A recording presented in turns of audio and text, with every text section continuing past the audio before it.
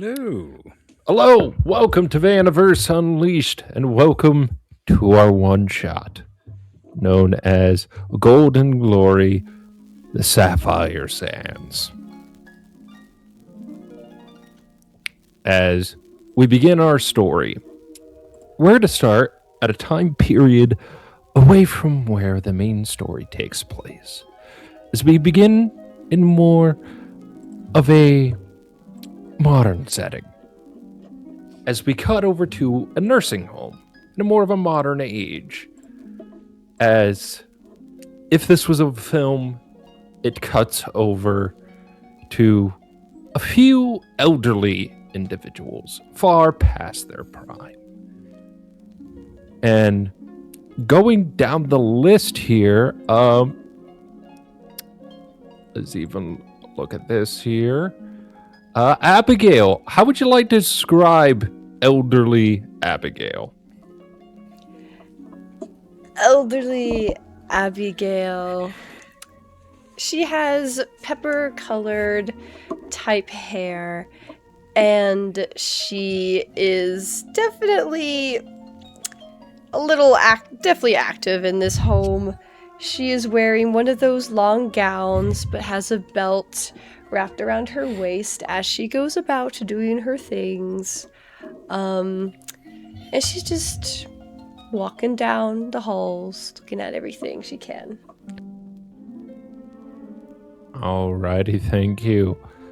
Rhast, how would you like to describe the more elderly version of yourself? You see Rhast as an Anubian sort of figure, head of a jackal, the body of man. You see he wears a suit, sort of golden fringes around the center of the suit with an amulet around his neck with an ankh. He stands regal and he has yellow like glowing eyes. As he stands there, he has a suit as well as some nice pants. And in his more elderly sort of form, you see bits of white fur upon his head and the sides of his face. A little bit of some scarring here and there as well on his face. Alrighty, thank you. And Chase, how would you like to describe yourself as an elderly version of yourself? You are still muted. An older, more beaten down man with a long trench coat with a few straps underneath to hide some of the things he's been used for self-defense, and a cowboy hat to cover the top half of his face most of the time. Okay. And the gentleman currently going by the name of Rook, how would you like to describe the more elderly version of yourself? You see a large Goliath sitting in a wheelchair, facing out the window as he looks off into the distance, hands still wrapped in his old boxing tape. Can't quite seem to let go of the past. Understandable. But as you guys are enjoying your leisurely time here over at Angel Meadow Nursing Home, you occasionally hear the sound of just people conversing in the background. Occasionally you hear the sound of a heart monitor going off, just. And one of the nurses approaches with a few other nurses into your room as you hear, good morning, everyone. I have got wonderful news. Someone has actually managed to find records of all of your fantastical exploits, have been managed to actually recreate them in a movie format. So that way you can live your golden glory years in a video format. Who did they cast to play me? Oh, some unknown actor. I'm not really sure of the name, but would you all like to at least see the movie? Why not? I don't remember selling my soul for this. Oh, you, Chase, always talking about selling your soul. I You need have to get no the idea pastor in what here. I've seen in my lifetime. I could tell. We definitely need to get that pastor in here. Nurses, please move the guests over to the viewing room. As you see, all of them proceed to come by. And for those in a wheelchair, you get rolled out of the room. Those that have walkers, you get slowly guided into that room. But all of you are seated in these semi-decently comfy chairs, looking up, and you see a projector and a projector screen as they proceed to whip out this older style projector reel tape, attach it to the projector, connect it, and here. Alrighty, are you guys ready to for us to hit play? Yeah. I can tell this is gonna be the worst day of my life. We've had worse. Ugh. Are you ready to view this, Lady Abigail? As ready as I'll ever be, Rhast. Then I am ready as well. Wonderful. Alrighty, and here we go. You see her click a button as just the projector proceeds to start booting up. And as you hear the very old school adventure film fantastical music start playing, still hearing the slight projector in the background, you hear a voice that would very much sort of remind you of the glory days as you hear, Greetings, adventurers, and welcome to tape 1 of Gold and Glory, the Sapphire Sands. We begin our tale in the 1930s, 1935 to be exact. And we go over to Sir Damon Hunter's archaeological office, where we see our heroes in their prime. Everyone from Chase Malek, Abigail Freedmen, Rhast, and Rook, who I am quite sure that is not even his real name. Will we see what this legend has in store for our heroes, or will these sands actually be the soil of their doom?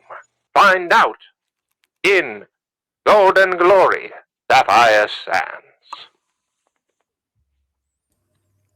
and as that last Sapphire Sands hit, we transition from the nursing home to the world of the tape. As you are all in your prime, living these moments as if it was that current point in time. Still in the 1930s, you still hear the old sounds of cars going on in the background. And it's New York City, you know, they still have a bit of the gruffness they do now, just without some of the choice words that they would use.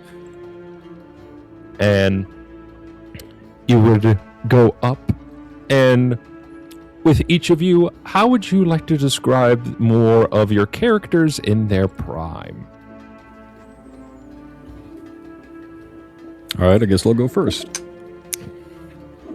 You see Rook standing tall and proud, not in a wheelchair, fresh bandages on, they're not so old and rugged.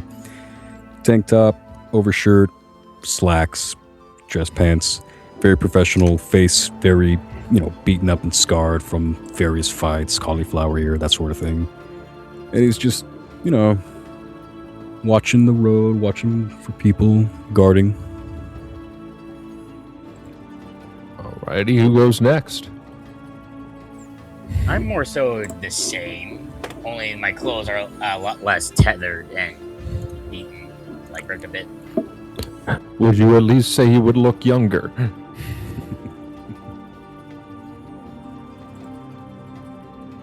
I think the silence says a yes. Well, there was a reason, but I'll keep it to myself for now. Alrighty, who goes next in describing their character more in their prime?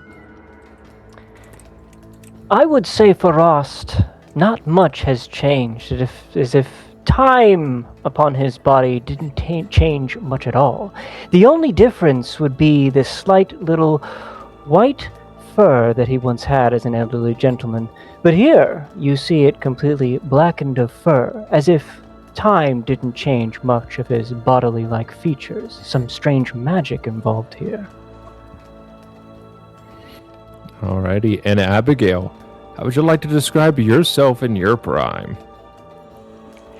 Abigail is definitely younger. She's about 22 years old. She has long brown hair. She is definitely very all over the place, very energetic, always wanting to learn things, open-minded, always is usually carrying a book in her hand, and usually annoying Rhast a little bit from time to time, showing him random things that she found along the way, and just yaps all about things that she has learned recently, and then promptly falls into a fountain because she got distracted by telling him.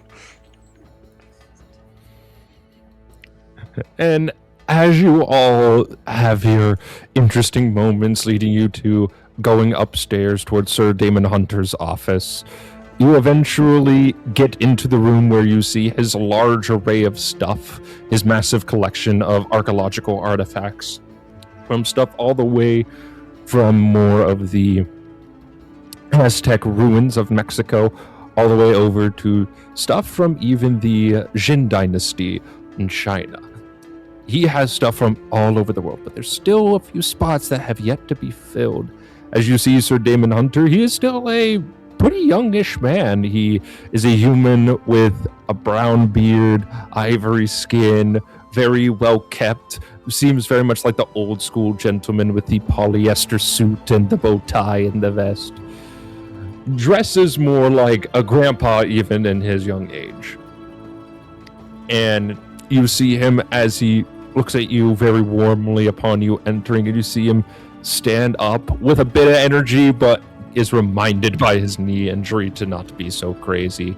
As you see him grab his cane and go, "Oh, hello, good to see everyone again." And you see him go from moving behind the desk, and as he wobbles, you still see the massive crystalline black shard poking out of his knee.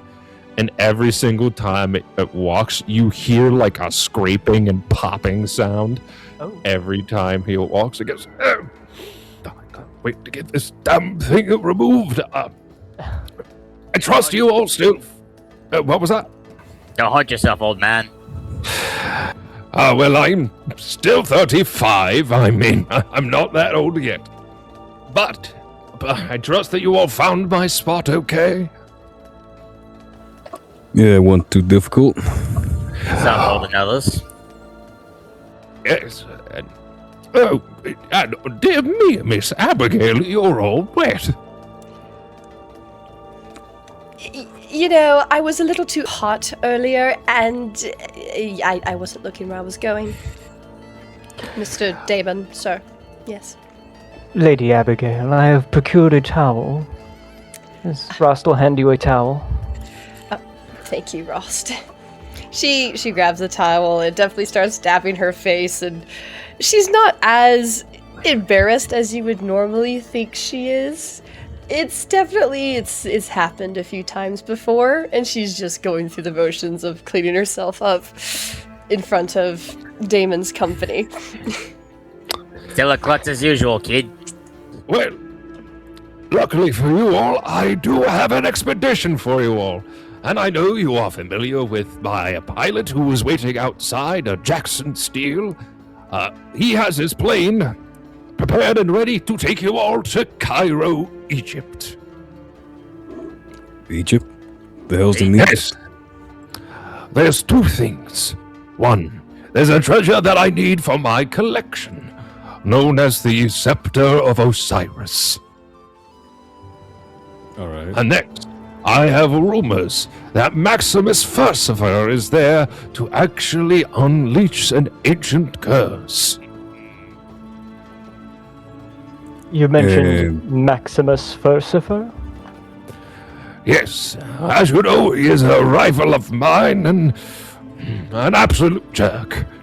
And according to rumors, he is actually apprehended a very strange cursed sapphire necklace and is trying to return it to its rightful owner. And if he succeeds, it can mean doom for us all.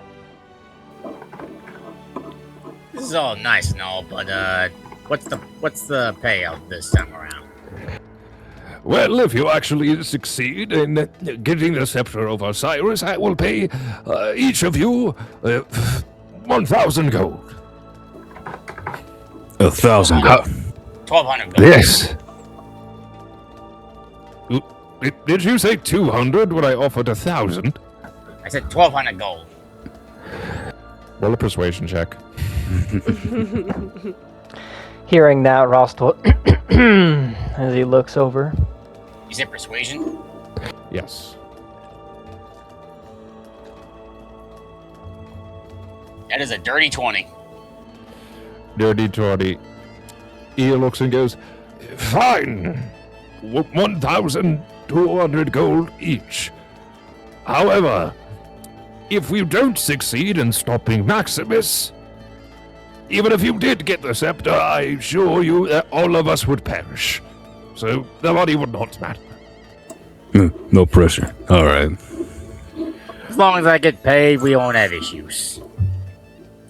Yes, but I will pay you after you procure the scepter of Osiris and return in one piece and with no grandiose apocalypse going on outside. No promises. We'll do what we can. Well, Jackson is waiting outside for you with his aeroplane, and I wish you all good luck. I miss the glory days of adventure. Whatever you say, boss. Let's get going, crew. On the boss. To leave the room. An aeroplane. Lady Abigail, I have your goggles here, just in case you needed them. Thank you very much, Rhast. This is going to be quite fun, will it not? Most certainly, Lady Abigail. Very exciting, but also very dangerous. Please allow me to stay by your side to protect you. Of course, Rhast. Ross gives her a nod and follows Abigail. Watch your step. You proceed. Look around. We'll look around. I mean, there's still the stairs. They haven't been remodeled for a while, but that's not due to anything with Sir Damon Hunter. More of the landlord of the establishment is very negligible in terms of actually restoring the area, despite it being a place of history. And you make it outside with relative ease. It is a pretty nice day out, and you see in the distance, you see the aeroplane, the propeller aeroplane that Jackson Steele has out there. You even see him out in the distance, occasionally working on the plane with some of his tools. You also see him working with some of his guns, loading them, checking to see that they're well kept and well prepared for the adventure at hand. And when you actually get closer and see him, you see that he is pretty decently dressed for that of adventure, still in khakis, the dress shirt with rolled up sleeves, the boots, is armed tooth and nail with weapons and tools. He, despite being pretty well cleaned up, still has the occasional bit of dirt and oil marks on him. One would consider him an absolute scoundrel if you did not know his character. Rook will grab his boss's luggage as well as his own, just kind of carrying it over to the plane. Hey Jackson, how you been? It's been a while. Rook, it's been all right. And you see him just has one of his revolvers open as he's just putting some bullets in. Toys. Yeah, it's only toys when you're not the one getting shot at by them. All right. My character falls behind. Jackson, my boy. How you been? Chase, good to see you. And he goes to like give you a nice firm handshake. He's got a mean old grip on him, as it's like one of those things where it's like, you ever shake hands with like someone that like does powerlifting at the gym, and your hand is just like you try to have your facial composure, but there's times where you're like, okay. I gotta say, it's been months since our last mission. How you been these past few weeks? It's been okay, but I mean, with the idea that there's a curse gonna be awakened in Egypt, I'm not exactly stoked. Given my track record, we should be able to handle it, no problem. Yeah, especially because worst case scenario, I did pack some dynamite with me on the plane, so. You know what coming to bring every time. Although I suggest being careful with the one behind me. I then gesture to Abigail. I don't know why, but apparently the kid will be joining us this time around. You see him look over to Miss Freedmen as like the wind's just kind of like blowing against his hair a little bit. As it goes, yeah, careful. Yeah, Miss Freedman? Mr. Jackson, hello. And stoke out the old dog following you around? Yes, I'm very much still here, Mr. Jackson. Very much. And we are thrilled to be going on this adventure with you to Egypt. I can't believe my father let me go, but here I be. I'm going to learn everything. I hope you don't mind me asking you a lot of questions. I want to learn about the plane and the place and all your adventures and all your times, but in good time, of course. In good time, of course. Rook walks up and just grabs her luggage as well as the other guy. Yeah, I can ask all your questions just after I fall asleep. All right? Hold on. Yeah. You saying your father gave you permission for this mission? Abigail looks over at Chase, and she's kind of hesitant for a second and be like, of course. He knows I'm a grown adult of 22 years old, actually. He calls me 20. And he says, yes, I could go on this adventure as long as Rhast is always with me. Rhast nods his head. I am to ensure she is safe on this adventure. Don't worry, we'll make sure she comes back in one piece. Sure about In one piece, you say. However, the dynamite does have me concerned, as he will squint his eyes towards Jackson. Well, that's why you gotta throw it. I trust a man of your expertise will keep such dangerous things away from the lady. Of course, as you see that as Rook is putting some of the suitcases in, you see Jackson turns to him. Hey, buddy, you want to move my duffel bag further to the right? Just look at him and just like shove it as hard as you can to the right. Far enough for you? That works, thank you. Yeah.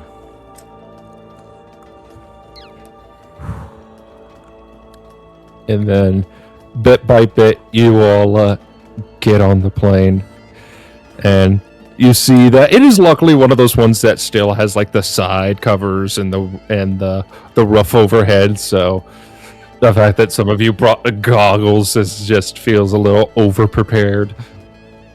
As you see Jackson get to the pilot seat and then just like slowly turn to look back at you, like goggles on your face, and he goes, "Oh boy, it's gonna be a long trip." Tell me about it. All right, how long we on this flying tube? Well, based off of the fact that we got a curse to deal with, I'm gonna have to bring out one of my magical inventions to get us there even faster. Oh God, not again. All right, what do you got this time? You're gonna find out as you just hear the sound of the plane just beginning to rev up. And you see that slowly but surely it starts to go forward.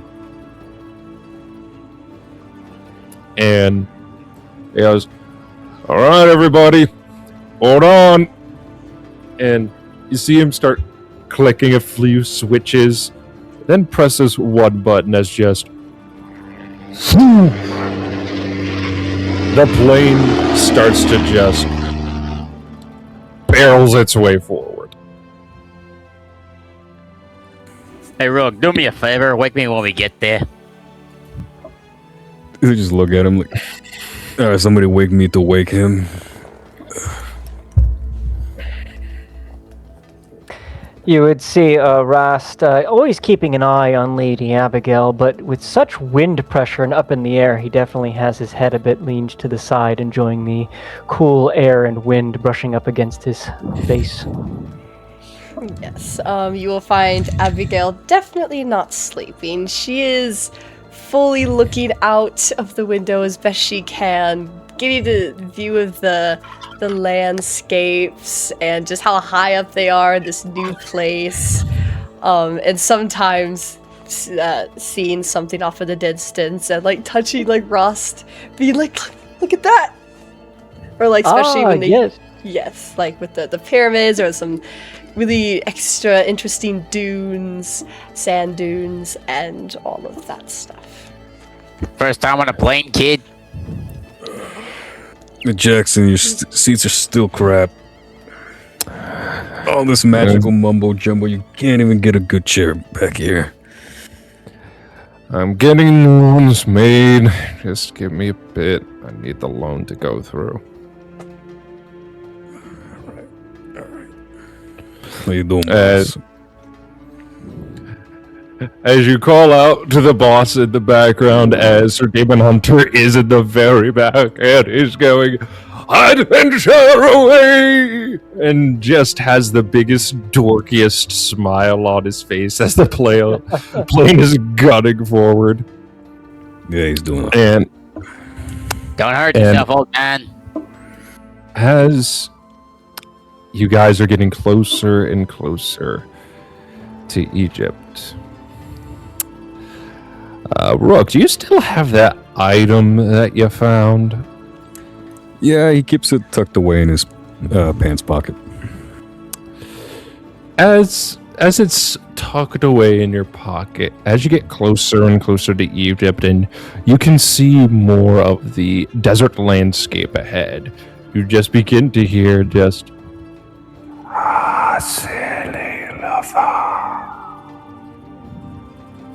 Look around to see. He will look around to see if anyone else can hear it. Just Does anyone else hear it? absolutely not. Even to the point that in the nursing home, there's even at a point in the film going with a strange bit of mischief behind the voice going, And thus our friend Rook believes perhaps he is going crazy, as he is the only one hearing whispers in his head. I remember that. I remember what happened after, but no, we'll see. We'll see. As he leans back in his wheelchair. And now we are over in Cairo, Egypt. And there is something that will plague our heroes here soon enough. And maybe perhaps that this would leave them dead in their tracks. as once the plane actually begins to land, you notice that once you actually get off the plane and you get your stuff situated and ready, and you start walking a decent bit ahead, and you're looking around trying to get the lay of the land. On the film, there's the narrator going, And suddenly our adventurers come across ever so dangerous quicksand. as everyone needs to roll a strength save. Oh, you gotta be shitting me. Hmm. Oh, this is gonna bad. Lady Abigail, please take higher ground. Is it a strength save? Is it strength? Yes, please. Yes, please. That is a 10 for me. 10K. Damn, that is a 21. Oh boy. Rhast, help! Which is ironic because strength is my weakest stat. Alrighty. So we got in. Alright. So we got a 11 from Jackson. And we got a 17 from Rhast. We got a pretty good roll there from Rook over there. And then we got a 10 from Abigail. And a 21. And 21. So everyone proceeds to see, as for the most part, you guys get out pretty decently well and maneuver your way around. You just turn to basically look to see if everybody's okay, and you see that Jackson and Abigail are just sinking incredibly fast. And the quicksand, well, if you quit flailing, that we will get out of here faster. Look off to the side, will grab something, whatever's nearby, and then just reach an arm out to see if he can reach one of them. And Rhast will use his scepter to reach out to try and to say, Abigail, hold on, I'll pull you out. Remain calm. I didn't realize I'm going to be babysitting on this mission. I then proceed to go in my bag and pull out a rope. Okay. Toss it to them. Alright, We'll catch the rope and then toss it in as he puts it around his waist. And as you tie it around your waist and you proceed to toss it over towards the two of them, as you see that Jackson quickly grabs the rope, wraps it around his wrist, and he goes, Miss Freedmen, can I grab you? Yes. Alright, hold on. And you see him wrap his arm around your waist as he looks over towards Rook and goes, now! he will hoist them up as hard as he can. Roll me a athletics check, sir.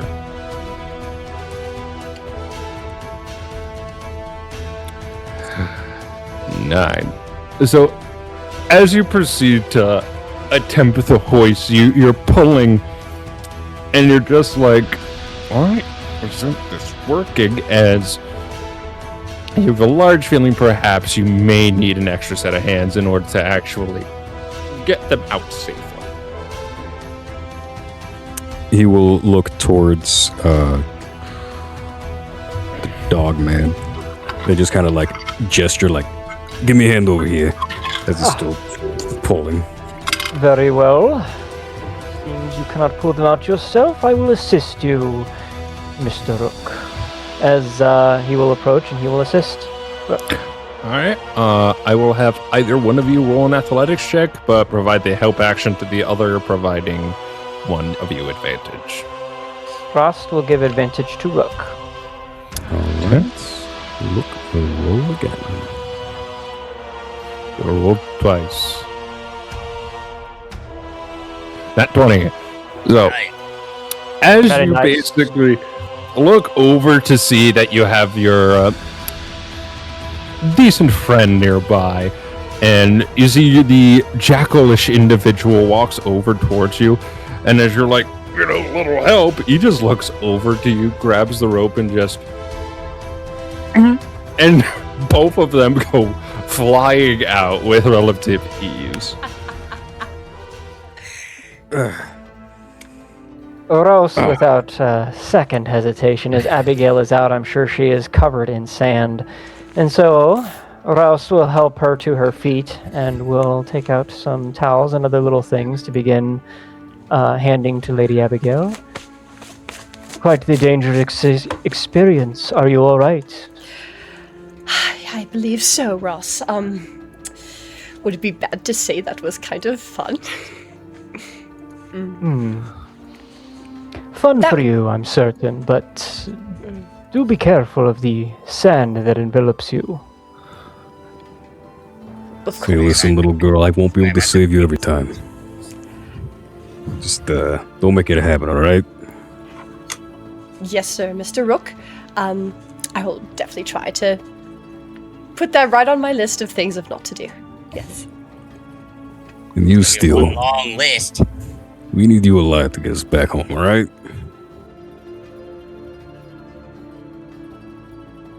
She will remain alive within my presence. I will see to that. Oh, I was No harm talking will to come to her. Pilot. Oh, my apologies. He goes, no worry. Well, we'll make sure that everyone gets out of here okay. And, I'll definitely keep an eye out on her. As you see, he just adjusts his gun straps on his shoulder and looks at her and goes, you okay? Yes, I am, I will say. And I should have told you beforehand, but I can be a little clumsy. But I am working on it. The moment she says So- that, Chase just snickers in the background. So I've heard. Come on, I believe the side is this way. And I know Damon's going to stay more with the plane. And the gun I have attached to the plane should keep him well protected. Lead the way, boss.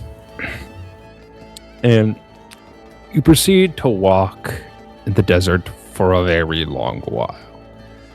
As you just hear the occasional sound of the wilderness nearby from the occasional sound of a snake. Rhast will bark at the snake. Roll an intimidation check. Intimidation. Bark, bark. All to 10. 10. You do so, and even with that 10, rolling that saving throw on the snake's end, you see like the snake as it's just there hissing, it stops mid-hiss and just has the look of what the fuck? Like, it looks less afraid, more confused. And it's just like, I don't leave you be, damn. And just kind of slithers off in its own direction. He kind of gives a bit of a nod, like a successful nod, and like, Abigail just smiles And- and then turns and keeps on following Jackson further. And Change my look. There we go. as you continue walking for a bit, with that roll from Jackson, you see him look at you all and instantly pulls the nearest person down to the ground as you're approaching a nearby piece of ruinous stone of what was once a wall. He goes, "Get down!" And you see him proceed to move that person behind it and kind of hide behind it for a moment. What are we looking at? Why are we getting down? Everyone roll me stealth. Ooh, boy.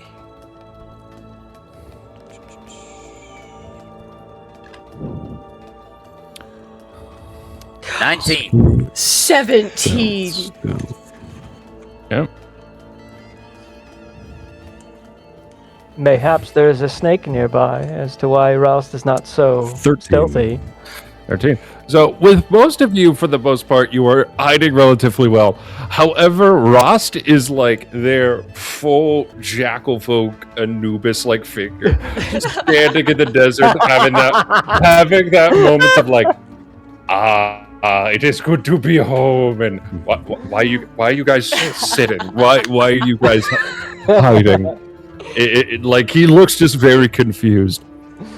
Hey, As we're gonna Is hide. everything all right? Hide from what? as you see that Jackson proceeds to whip out one of the revolvers from the strap and clicks it back as he then kind of uses the gun to point it. He goes, "That." As everyone roll me perceptions.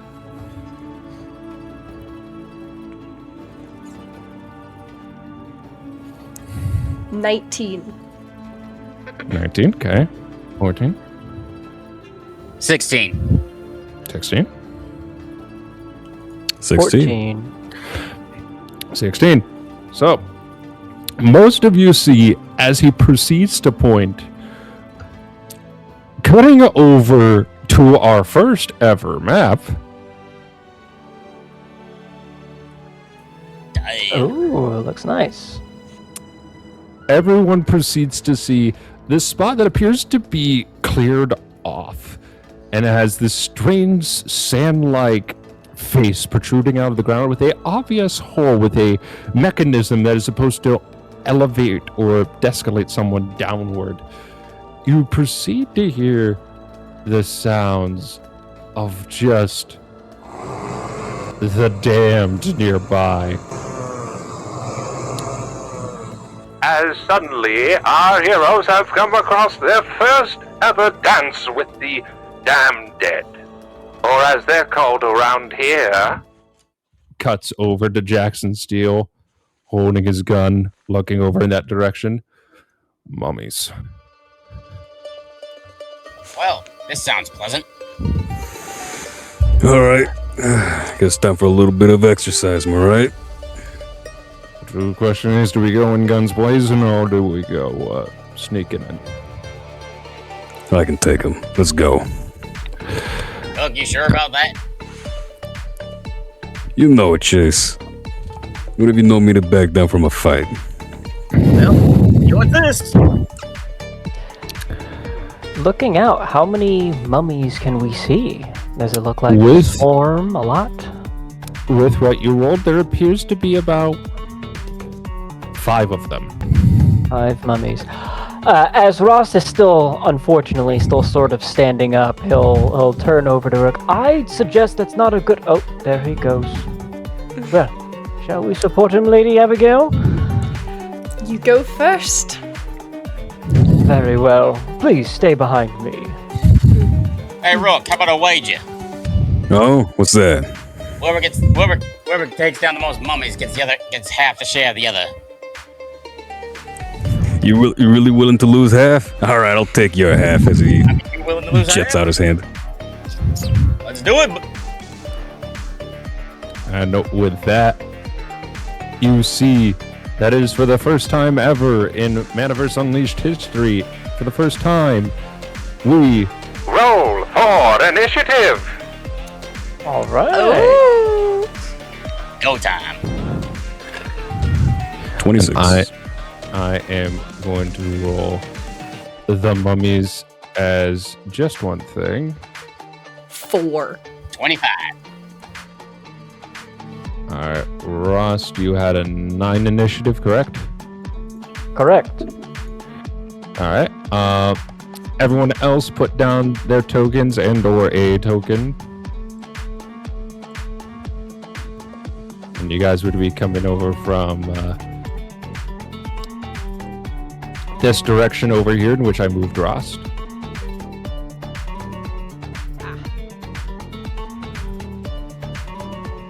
What'd you roll for initiative, Moses? 26. 26. All right. Abigail, what'd you roll for initiative?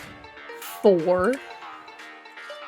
Alrighty. I assume your dex modifier is going to be higher than the mummies. And I will just use this basic token that I have over here to serve as our dear friend there, Jackson.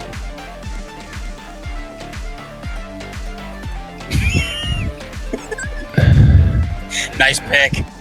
And for those of you that don't notice, watching at home, whenever we don't have tokens here at Manaverse Unleashed, we use pictures of Nicolas Cage to serve as the tokens. Quite a wise choice, in my opinion. Alrighty. So starting off, we would have Rook, Chase, Rhast, Abigail, the mummies, and then Jackson. So starting out there, we got Rook. What are you gonna do? Rook will immediately, let's just go see the map again. The mummy directly below us, that one's on the map, or? It is on the map. Alright, how far away am I from it? Because I would like to charge at it. You are 40 feet away. Alright, just double check my movement speed. Alright, I'm 45. Yeah, I don't dash towards them, but I make my way towards them efficiently. Alright. And I will say with the stealth, you guys will have them surprised.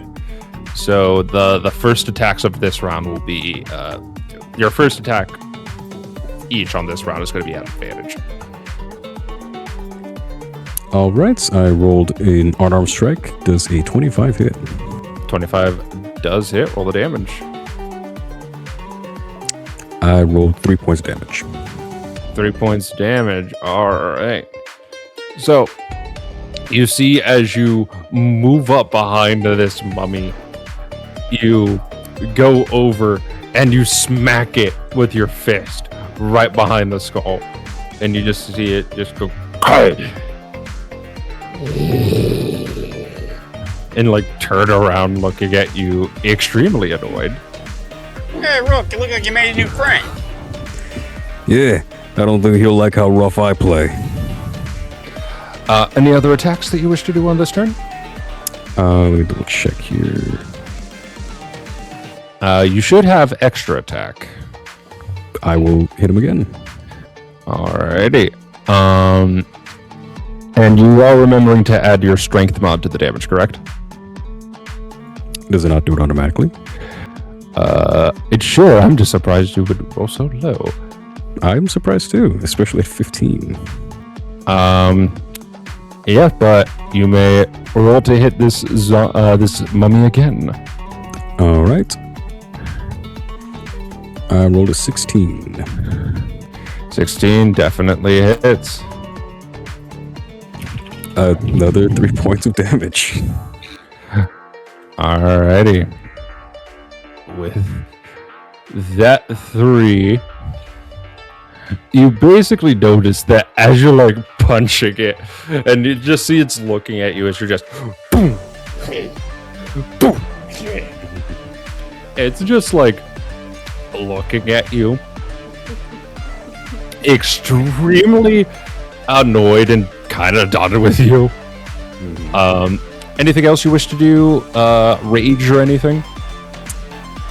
Yes, I would like to end my turn with a rage for next turn. Yeah, you proceed to, after punching it, you roar out with a fury as you see, as you end the turn, the mummy roars back. And now we go to Chase. Alright, I'm gonna proceed to head next to the mummy. Okay. And then I'm going to shoot him then. I will say, do you have the fighting style that allows you to do ranged attacks close up? Because if you do it that close, you would be at disadvantage. How far away would it have to be for it to not be? Literally back where you were. So like right back here. Yeah. Right, that's perfect. Alright, and I'm going to shoot the mummy in front of Rook. Alrighty, roll to hit. That is a 13. 13 hits, roll the damage. The revolver has... There we go. 5. 5 points of damage. You see that as you just sort of see Rook punch this thing twice, you just, oh my god. And just shoot this thing like right in the chest as it goes and just like looks up at you. Do you happen to have extra attack? I do, and I also have something else.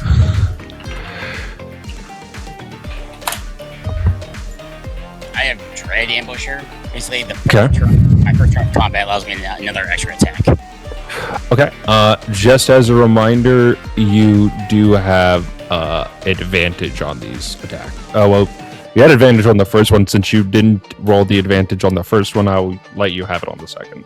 So roll twice, take the highest number.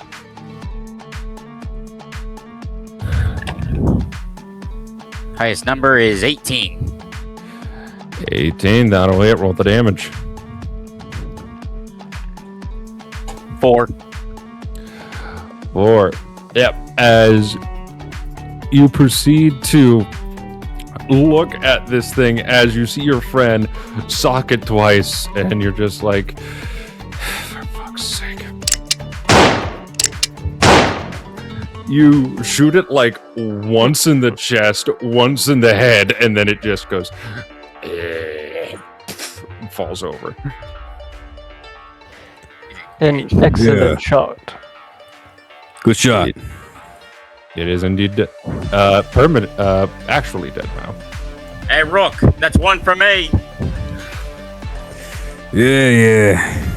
Don't get too caught up in yourself. Is that gonna end your turn there, Chase, or are you gonna use any sort of movement? Since I already moved.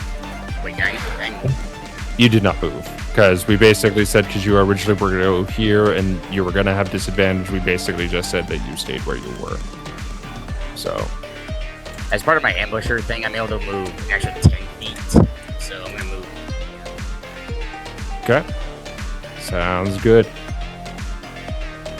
Yep, you proceed to book it over in that direction. As you're like, all right, yeah, it's good. Oh, God. As you turn, you see like 4 mummies down in that direction. Oh, boy, this is going to be fun. All right. Rhast. Rhast will move down 25 feet, ensuring that he is in the center of the party. As he does so, and as he walks upon the sands, he says, mummies, the undead of the sands. This should be easy work, as Rhast will hold onto the ankh-like amulet around his neck, and he casts a spell as he says, Ra-Tul Sol. And as he does so, Abigail, Rook, and Rhast himself, as well as Chase, each of you are under the effects of Bless, as Rhast casts Bless at the 2nd level. You see a light aura, yellowish aura appear around all of you. And with that, Rhast will end his turn. Alrighty. Abigail. Alrighty, so she's going to just move in between Rhast and Rook. Alrighty. As you do so, anything else you're gonna do?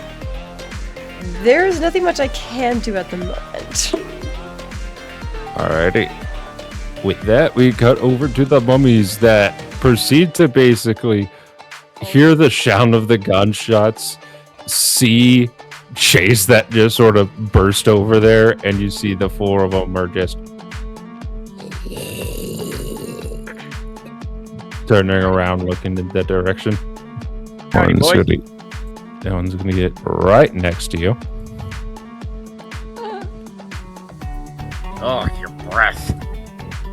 Yes, Chase. Mummy's breath is rather dehydrated. You don't say.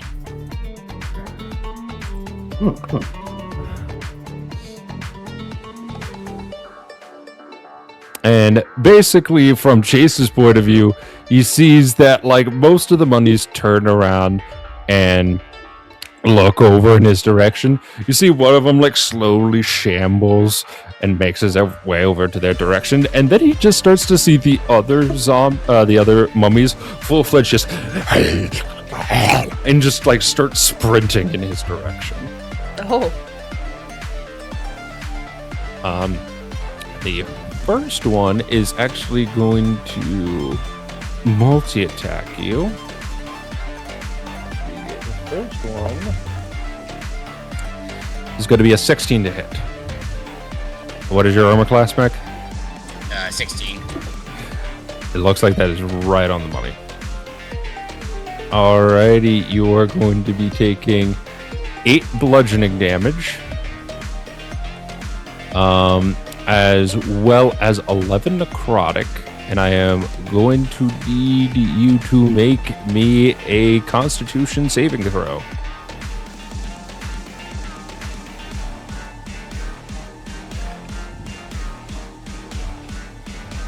Oh, shit. That's a 3. Ooh. Add bless to that, but it will most likely not help, but still, add a 2 to that. In that case, that makes 5. You said 5? Yeah. Alrighty. You have become cursed.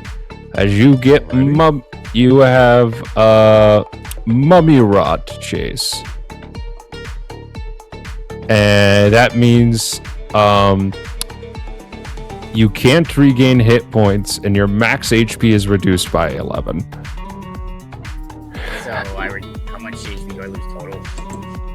19 in total, but your max HP gets at like 99 max HP, it's lowered to 88. Alright, I'm down to 77. Okay. Responding to the chat. It was certainly a hell of a curse. And so early on as well. Yes. Tell me about it. Yes, indeed. That is one hell of a curse. As we got over to Jackson Steele, who goes in this direction, sees that there is a mummy next to Chase, and he's like, all right. Take this, ugly. And just fires a bullet at that mummy. All right, Jackson, rolled a nat 20. Oh, nice. Oh, Jackson. Yes. So you see, as he takes the gun and he fires, you see that with the revolver, it hits the mummy like right in the leg. And because this thing has like such old bones, you just see the mummy's leg just sort of go boom and just shatter. Damn, nice shot. And he just looks and goes, well, got one more. Make it count. That one's gonna hit as well. Alrighty. Yeah, with that second shot, he just flicks his gun almost Wild West style and then just goes bah and shoots the mummy dead in the head. And after you see it like look down for a moment like with its leg being entirely gone, you then see the next part to actually explode is its head as just goes and all that bone just shatters everywhere, destroying that mummy. Good shot, Sir Jackson. Disgusting. Nice shot. Ugh. Yeah, I can do this all day. Any chance any of you got I don't know, something for this, whatever I got? We will figure out next as we go to Rook's turn. I think I got it. Alrighty. No, I did not. All right. He will. What is this? He will move to this mummy here. Alright. You move over there. What do you do? I would like to punch him in the face. Go for it. Roll to hit. 28. 28 definitely hits. Roll your damage. I don't know what I did wrong, but I can only do 8 damage. You would have to take that fighting style for the unarmed strike, because naturally you don't do that. However, you will add your rage bonus, because you are level 12 as a barbarian. You would be adding an extra 3 damage, so it would be in total of 10. If anything, if you just take away one of your ability score improvements, I'll just give you that feat. Alright, so that would be a d8 damage plus the strength of the rage damage then. So it's a d8 plus 10. D8 plus 10, got it. Attack rolls are rolls to hit, right? Yes. And so he already did roll to hit. He's now just has to roll damage right now. 11. All right. Takes 11 points of damage. And you're going to use your extra attack to hit again? Yes. So roll the same. Indeed. 31. 31. I don't think that is a natural 20 by chance. Check. Nat 20. It is a nat 20, so you get to add brutal critical. Oh. All right. How much is that? Because of your barbarian level, you would be rolling in total of 2d8. No, wait, 3d8 plus 10. 24. Yeah, with that one you see this time, you see as the mummy is just like turned towards you. You see it kind of looks at you in very much old Indiana Jones movie style fashion as he knows you as the punching person. And he's like, hey. Oh, you want it? You want it right here? You want it right here? And then you just go boom, boom, and you see everyone that the first punch just goes right through this thing's chest, obliterating this thing's rib cage. And then the second one just absolutely shatters this thing's skull and just goes crumbling to the ground. He'll look back at Chase. That's one. I see 3. Rook. I see 2 more with my name on it as he moves in between. He already moved. How far did he move again? 20 feet. Oh, yeah, he'll move in between these 2 mummies for another 20 feet. This one's. Alrighty. And that's going to end your turn. Body blocking. Let me see my bonus actions. Yep, that's everything. As he just stares down this mummy. We go to Chase. So the wooden stuff on the map, is that like just not like a high rise? So the wooden stuff right here on the map, you see that there's like a wooden fence around the entire part where there's that large sand head protruding out. You feel like it's like some people like trying to work around the area and or block it off. So basically the main entrances to that spot are like here, here, and here. Because I'm noticing like these stairs or this ladder leading up to the high rise. I mean, that right there would actually be more of a ladder that you could climb up to get there. I'm gonna do that. I'm gonna move up. Wait, no, that's. There we go. I'm gonna move up there, and then I'm gonna pull out my sniper rifle. So switching your weapon would take your action. So you would not be able to fire in the same turn. In that case, I'll just stick with my revolver. Okay. Alrighty. Which one are you gonna want to try to aim at? I'm gonna aim at the one right in front of Rook. Alrighty. You dare. Roll to hit. I'm gonna say that's an 11. You are also blessed, so please add 3 to that. Either way, that 11 would have hit.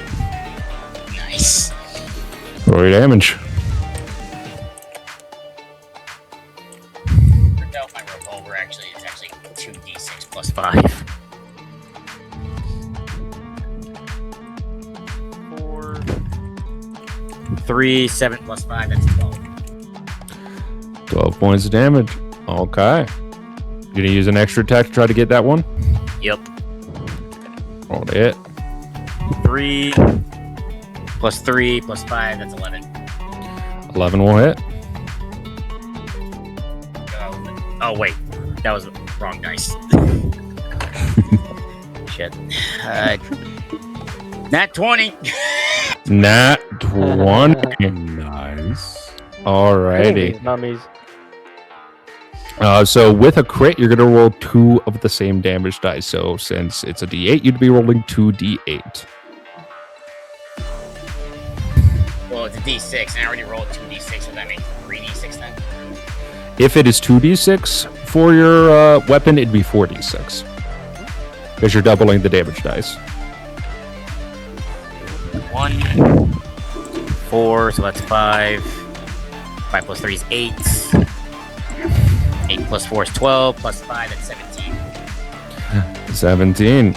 So you see, as you climb up the ladder and you quickly clock your gun for the next time, you quickly turn around and just shoot this thing like twice in the head, and that thing just drops. That's 2 for me, Rook. You're slacking. Yeah, I'm just getting warmed up. Keep telling yourself that, buddy. Alrighty, there is one mummy left, and then we go to Rhast. Lady Abigail, it would seem that these two have done quite well in terms of dispatching these undead in the sands. How are you holding up? To be honest, I'm kind of sad that we haven't been much in this fight, but I'm sure we'll get our chance. I'm certain you will. Very well, let's make haste to perhaps get you some more excitement towards dismembering or destroying a mummy. 15, 20, 25. Rhast will move 30 feet downwards, right next to Rook. And to the last remaining mummy, Rhast pulls out a small golden scale that he sort of moves forward, and as he does so, this magic emanates throughout this golden scale, illuminating his yellow-like eyes as he casts Toll of the Dead upon this mummy, or as Rhast would say, it is a Scale of the Dead. Alrighty. I believe it's got to roll a saving throw. That is correct, a wisdom saving throw. DC 16. Wisdom saving throw. A 19. That is a save. Mummy takes no damage. That will end Rhast's turn. Yeah, it just sees you roaming outwards to try to get it to just sort of react as you sort of hold out your holy symbol, and out comes this sound. And you see the mummy just goes.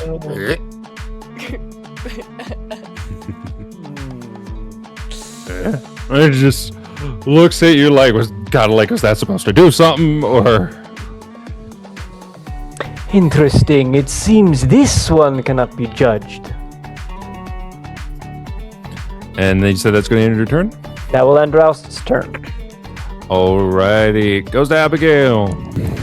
Well, Rhast, perhaps your unk may not have showed its judgment. However, I think I may have something that will. By all means, Lady Abigail, show us what you've got. So, Abigail is going to move just to the front left of Rhast. Yes, right about there. Okay. And I'm going to cast Fireball. Fireball. Okay. Okay. All right. With Right a off the bat. natural 1, what is the max damage it would take? Okay. Damage. 29. So max damage 29. You basically see as that thing is like cartoonishly like picking at its ear after hearing the bell and nothing happening. It looks up and you can see almost like a movie.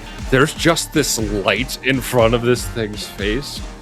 As then just sudden, there is just that whoosh of the flame just going past. And then there's that bit of time before it actually makes it to him and just... Yep, she did the whole baseball rev up, and she threw it. It explodes, just like... And When the hell did you learn that? Many you see years. Jackson. You see Jackson runs up, has like both revolvers in his hand, and he looks. Damn, you didn't save any for me. And he puts them back in his holsters.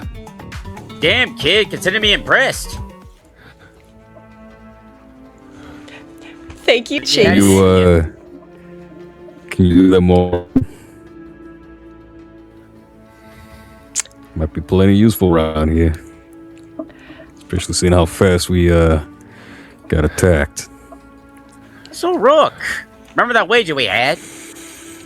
Yeah. If we survive, you get your half. Pleasure doing business with you, partner. As you see that Jackson goes a little bit ahead and he goes, so, hey, I think I may have found where we need to go. There's that hole in that little area over there. Looks like there's a way down. Question is, who's going first? Rhast nods in that direction. Well, I could certainly go first, make sure it's safe for Lady Abigail here. If you prefer, Lady Abigail. Is it dark in the hole, like pitch black or anything? You see Jackson kind of walks over towards that area, walks on top of the sandy face as he peeks downwards. Yeah. Well, it actually looks like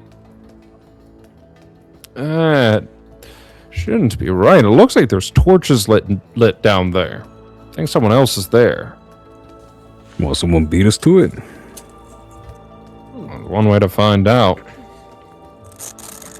I wonder if it's this Maximus fellow. We best be on our claws. So Well, Rook will take a rope out of his satchel and just like toss it down, and he'll tie it to whatever is nearby. You see that as you wrap it around yourself, you notice that weirdly enough, there's actually a chain mechanism attached. And you see that Jackson grabs the other end of the rope and says, here, if you could actually pull that chain, we might actually be able to get us all down at the same time. All right, everybody hang on. As he grabs the chain and slowly begins to lower it. Roll a athletics check.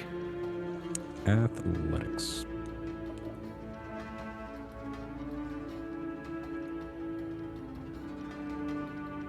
25.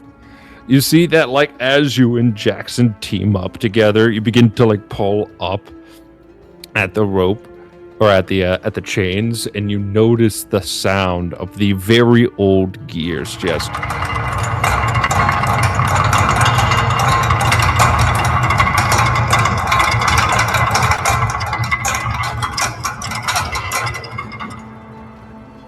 as you see a makeshift elevator system.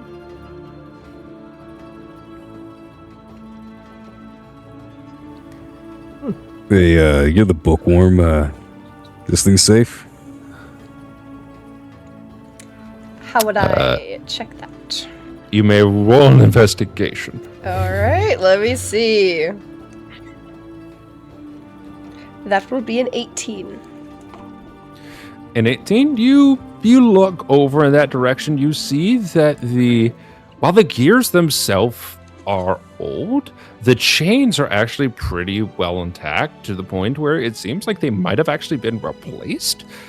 Seems actually pretty damn safe, so long as you have a reliable person to pull the chains, so that way everyone can get down. What he said.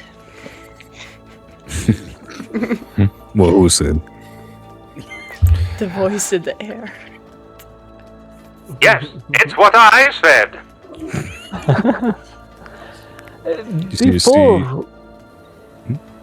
Before we descend down into dangers of the unknown beneath the sands, I have some preparations.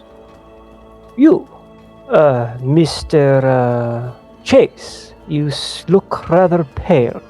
Cursed by a mummy, have you been? Yeah, that rat bastard, he vomited all over me. I see.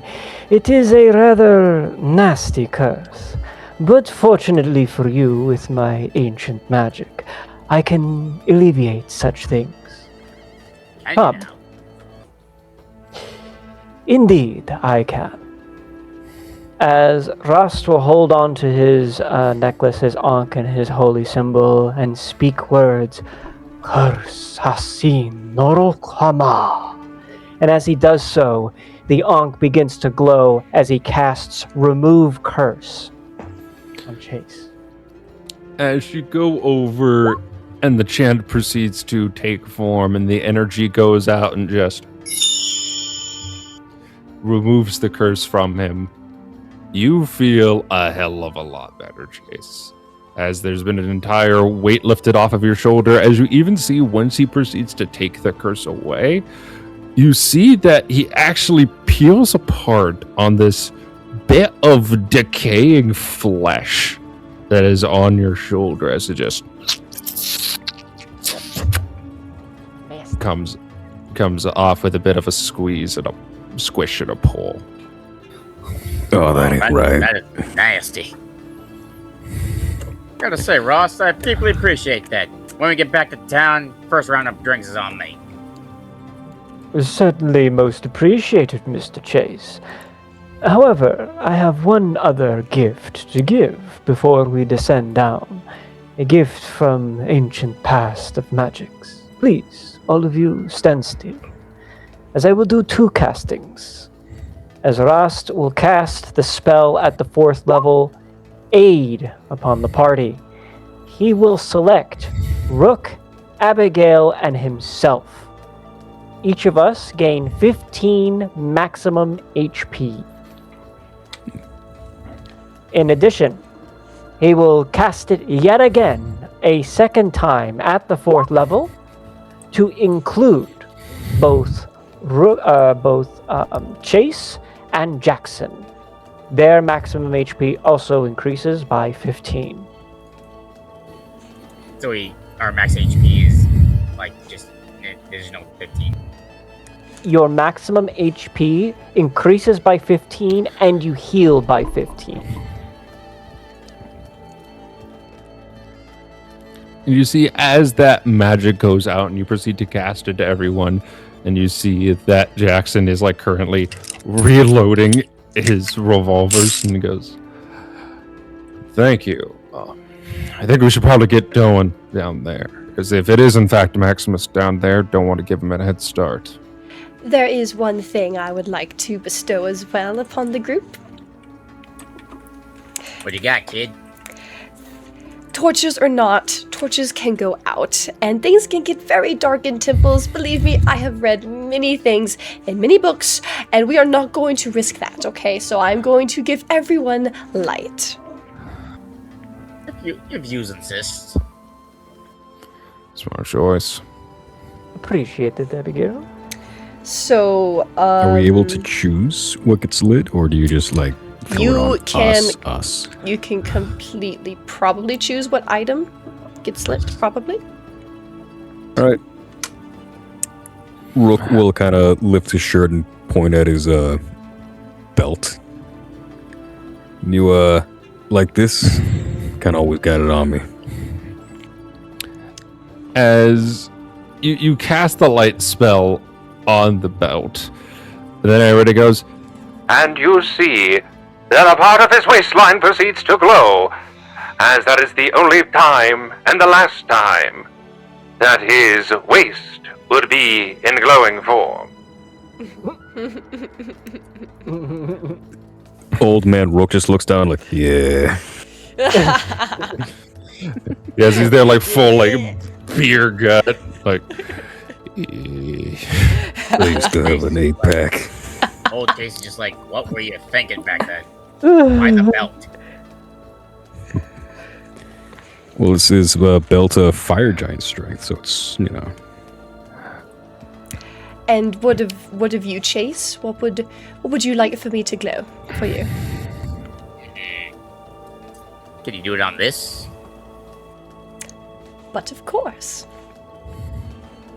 Touches the revolver.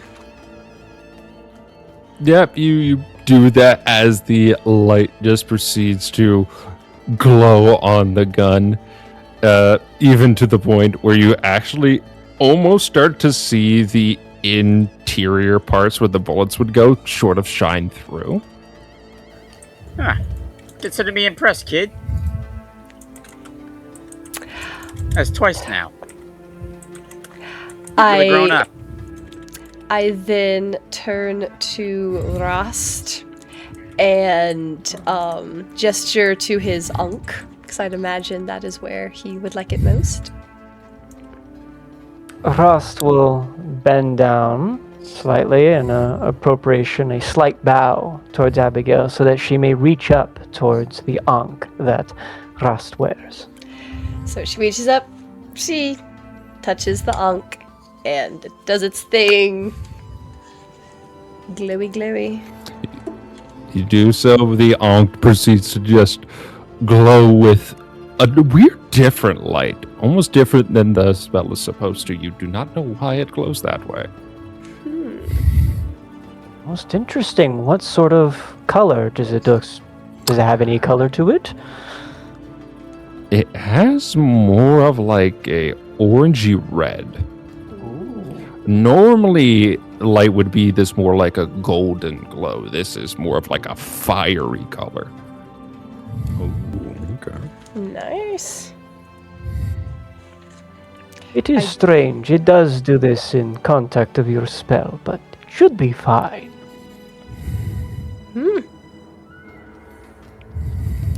Well, I dare say you're on fire today anyway. Now shall we proceed? You see, as Jackson That way. puts his revolvers in his holster. Hey, what about me? My dearest apologies. Oh my goodness. What? Sir Jackson, what would you like me to glow for you? He kind of points to the ring that is on his middle finger. How about that? Absolutely, of course. Touches the ring. It's like, You do so, you see that it glows, and you see that as you all like start heading onto the contraption, you see he looks over to you, Rook, and goes, "Hey, well, you should forgot about me." We just kind of like shrug. He'll just like hang on to the chain as he's getting ready for everyone to waiting for everyone to get ready. And the last thing Rhast will do as we enter into this strange sort of contraption is Rhast then takes out a shield from behind him and he equips it and dons it on.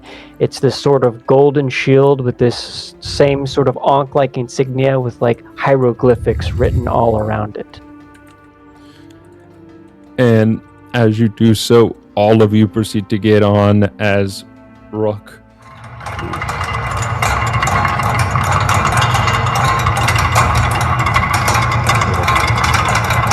lowers you down. Gentle, Rook. More gentle for Lady Abigail. It's a bit too rough. Hey, Rook, I dare you to let us go and drop us. How about I just drop you, all right? What? And he like reaches over to grab him by his collar. What's the fun in that? As our heroes proceed to make their rough descent down into the strange undersand tomb, we now see what our heroes await for them. Is it golden glory, or is it disaster and doom? You guys are in this strange underground tomb. You see that there is a bit of torchlight as you guys are entering from right here. Ah, I see. And My. you enter, you see that there's like hieroglyphics on the wall. Some of the torches appear to have been like very recently placed there. And you can see two different paths. One going more in this direction, the other in this direction. Rhast will take a look at the hieroglyphics on the walls. He is able to understand and read hieroglyphics, as he will get a sense of if these hieroglyphics are in fact showing what one way might be compared to the other. You read the hieroglyphics, and it tells a tale of someone known as the Sapphire Storm Pharaoh. This was an individual long ago that was actually mummified alive because he did go as far as a lot of pharaohs did at the time, believing that they were gods among men and actually believing that they were god kings. Went to the point of excess and actually started to gain a cult. And after a bit of time, the soldiers and the rest of the priests of Egypt were like, this has gone a little too far, and proceeded to arrest him and mummify him alive. And it is said that he had a true form, and that true form was locked away in a blue crystalline amulet, and says that if it is ever returned to him, he would return to his true form. Reading, I imagine, as Rhast is putting his claws up and reading the hieroglyphics, he shares this story with his companions. The story of the Sapphire Storm Pharaoh, and how his soul is trapped within this blue crystal amulet. That might be what Maximus currently has.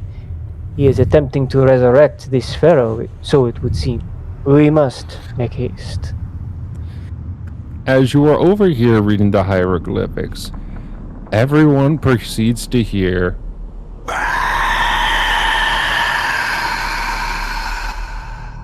Well, that's concerning. All right, great. More mummies. Even more concerning. That ain't a mummy, is it? It would seem the undead stirs. Let us move quickly, but beware Rook, of you're part of the traps. dog by chance. Can you repeat that, Mr. Chase? Hey, Rook, you afraid of the dog by chance? Hell no. I'm only afraid of my Petunia. Oh, these people. These men. You see it Yeah, you. as Rook says that, you see that with the strange noise echoing throughout the tomb, Jackson whips out a gun, and hearing Rook say that, he just goes,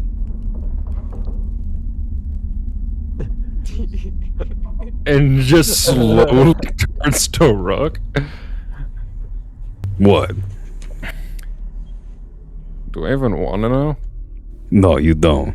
She's a witch of a woman, because he keeps walking.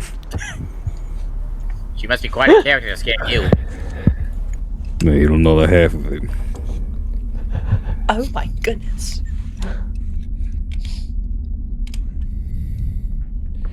I will go ahead. I am fairly perceptive when it comes to things that are rather hidden. As Rhast will move ahead. Alrighty. The front, I'll watch the back as he hangs back and make sure they're not being followed. As you look through, and there definitely appears that you have not been followed, you continue on ahead, and going down in that direction there, Rhast, you notice these very strange statues that do actually resemble that of sarcophagi, and I would like Rhast specifically to roll me a history check. Oh. 17. You know those as a very peculiar type of sarcophagi. The priest used to use them all the time for quick transport throughout temples and tombs. If you would enter, there is normally a twin or connecting sarcophagi in which one would appear out of.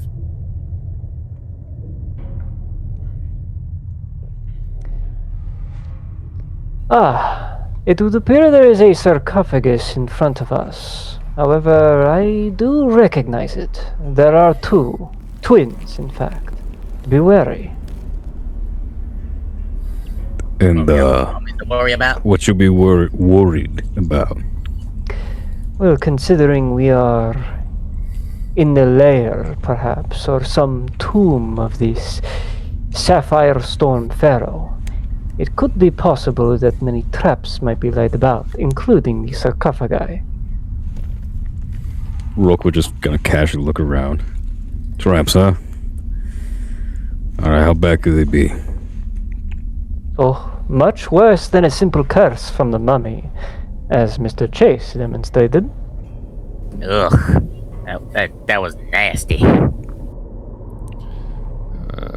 Do we perhaps want to go in one of them, see if perhaps it provides a shortcut to where we need to go to stop this thing from awakening? Yes, we could certainly take a look. But perhaps we should investigate both before opening. Haste can lead to death. Alrighty. I want you to roll me 2 perception checks as you investigate both. Okay. Here is perception check 1. Okay. Perception check 2. So, I'm going to go from the 13 to the 22. You basically open one, and you see that a mummy is just beginning to awaken, just going, and you just shut the door on it. Rest. This one is still resting. You're about to And boss. as you say that, you swear by the sarcophagus, you hear a very muffled voice that's just awkwardly going,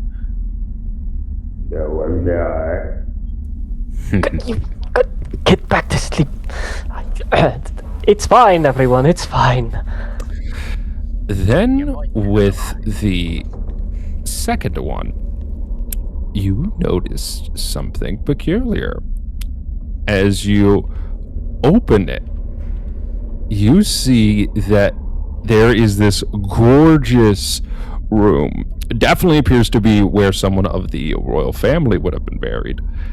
And you see two individuals, one of which is this mummy that has this strange looking staff.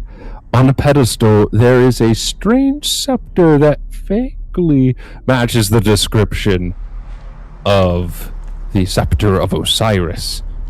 And another individual, more of the 1930s, dressed very nice and posh, well-groomed beard, hair in a ponytail, and sunglasses, even though indoors, handing the mummy this sapphire medallion. No! No, Maximus! He hands it over to them, and you see the mummy takes it and goes, well, we have an agreement. I gave you what you want, and you take care of the numpties for me. That I'm pretty sure followed me over here. You see, he looks over at it with a grin, and he goes, with pleasure. Uh-oh. And a transport out of here, if you please. It's a long walk, and I've grown tired of the expeditions for the day. Fine. Waves his hand, and you see Maximus vanishes into sand and completely leaves the area. And there's a pause as the mummy slowly turns and proceeds to make direct eye contact with Rhast. What do you do? Would Rook have seen what happened, or because he's like kind of far back? I would imagine if you actually was paying very close attention, you know what? Roll me a perception just to be safe. Because he's not paying attention to what Rouse was doing. He's just kind of like, all right, just trying to make sure we don't get snuck up on. Could I roll perception? But Because just- she's always paying attention to sure. what he's doing. I guess same. But of course, Lab grown 20, as you would say. Perception. I've grown 20. Yep. Man, That is an 11. that'd also be an 11. So basically, as Chase and Abigail are talking, as basically Abigail is like yapping about the hieroglyphics, and it's like, oh my god, this appears to like match all these different things, and Chase is just slowly there pinching the edge of his nose like, I was right, this is going to be a long expedition. You see that Jackson and Rook, just as the moment the mummy has like turned, the little sarcophagus is open, and in a Scooby-Doo level unison, like, the three of them are just peeking at the same time into the sarcophagus as it is peeking back. I made a misplay. I actually rolled a 14 since I have favorite terrain right now. And so with the 14, then as you're like pinching your nose, you're just like, why is everyone that... and you peek as well. And you peek, and you just see the mummy is like just putting on the amulet, and you see this energy, this electric energy, begins to scatter and spread all throughout its body with just a violent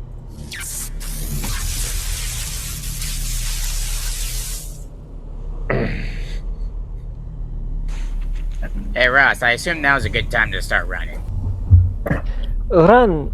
No, not as powerful as this mummy is, or this pharaoh is. It's either we fight, or we die. Well, we all gotta die sometime. Might as well go down swinging. Well, Well, I would rather not You- be today. when we're at it. You hear the mummy say as he's peeking down, with the sarcophagus still open. He just waves you in and goes, Come. Should we fight? I prefer it to be quick. Enter my domain, and I will show you your end. You know, I almost feel bad for killing this guy. I don't. Alright, let's do this. They call you the Sapphire Storm Pharaoh. You've been sealed once. You shall be sealed again. Or you know, torn limb from limb. Either one. I don't mind. Interesting. I find it interesting how you speak to me.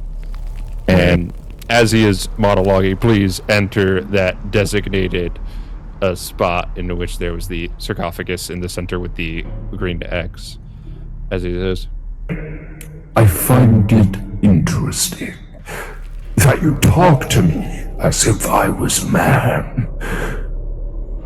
I was never a man.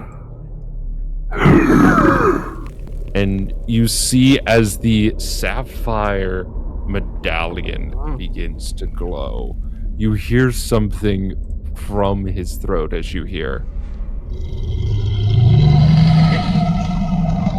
And you see him grow, and you hear some of his bones crack and shift and just go through a absolute grotesque transformation as you begin to see that he was in fact what he said he was, as he was not a human man. As you see him, Oh no. Oh, is that a dragon? Oh, Dear God. well. as he turns into a dragon, a blue dragon to be in fact, with sand just etched at the tip of his wings. As he looks at you all with a sinister grin, you can see bandages still all over his scales as he goes. Now, you will die. As once again, we will for initiative. Right. It's a dragon. 15. As we're rolling, Rook will turn to Steel. 12. Hey, you got any inventions on you to help us out here?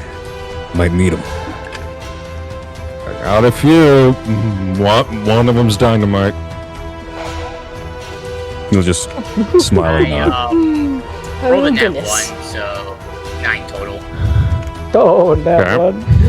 No. At least it was with initiative and nothing important. Thank God. Basically 9 total.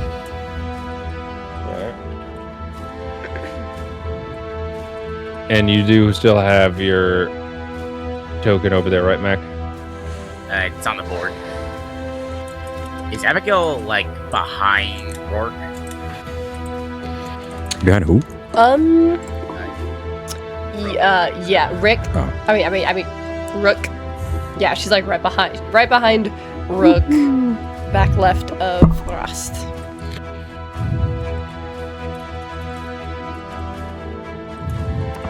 All right, Chase, you said you got 9. And your initiative was 11, Ross? Correct. 11. All right, looks like that one was in fine. Abigail, what did you get? I got a 12. Alrighty. Rook, what are you? 15. Okay, what is your dex by chance? 16. 16. Okay, you are going to go ahead of the dragon. Oh, faster than the dragon? We might have a chance here.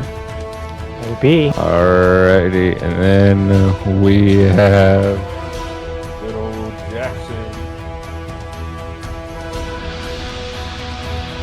who I think actually rolled the highest in terms of initiative with a dirty 20. Hey. Ooh, nice. I want to see what new invention he's brought to the tomb. He's gonna start it right with some dynamite. Yeah. I don't think a fireball's gonna help this one. Well, hey, I mean, it couldn't hurt.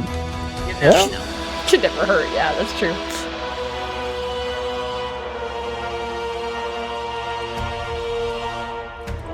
I would say give it all you've got. This is no mere dragon, no mere Pharaoh, apparently. Alrighty, starting off here. Got to get its HP out so I can. Alrighty, Jackson looks and you just see him just go, "Dragon? I never signed up for a dragon." As then you just see for a moment there is a tattoo that he has on his forearm that has hieroglyphics from all over the world. As you notice, all of a sudden, it glows a lightning blue, and lightning starts to trickle out of his eyes. As It's one of your new inventions. What the hell's going on here? oh, when I was in the war, a sorcerer power woken up in me. And he looks up, and you see the dragon smiles. And I guess now he knows who he's related to. Wait, what? Excuse me? As Jackson, annoyed, has his gun out as he cocks it. Yeah. It looks like I have to cut out some roots of the family tree. Say what now? This must go way back, like his great, many more greats grandfather. Jackson. Okay.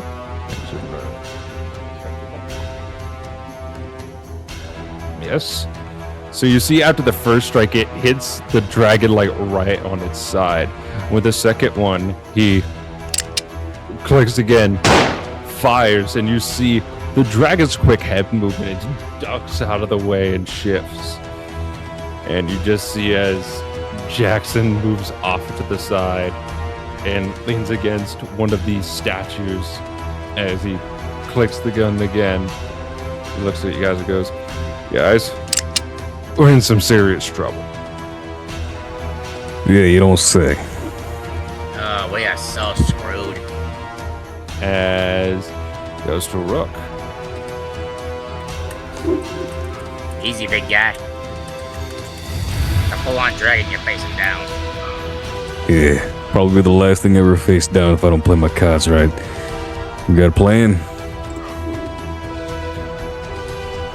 I might have something.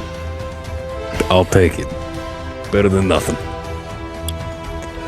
I'll cause a distraction for you. How about that? As he, let's see how far away. That'd be he is. ideal. He will run straight up to the dragon. Okay. Ah, that glorious bastard. He will immediately rage, Okay. and then I have one more action, so he will roll to hit. Does a 21 hit? 21 does hit. All right. And let me see if I remember this correctly.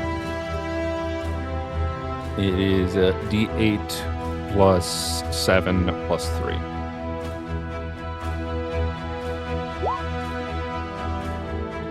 $17, very nice.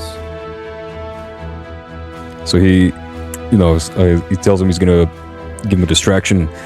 All right, let's do this. Let's do this. You're the heavyweight champion. You're the heavyweight champion. Runs right up to the dragon, comes way back, and then just decks him right on the chin. All right, do you do that? Do you have a second attack? Is raging a regular attack or It's action? It's a bonus action. He will. I'm rolling again. Does a 13 hit? It does not. All right. So after the first punch, he winds up for the second. So basically, what happens is with that first one, you get that monstrous uppercut right to the chin. You see the dragon's head goes up, and as you wind up for the second punch, you're going, ah! And you roar out to the dragon, and it looks at you and just.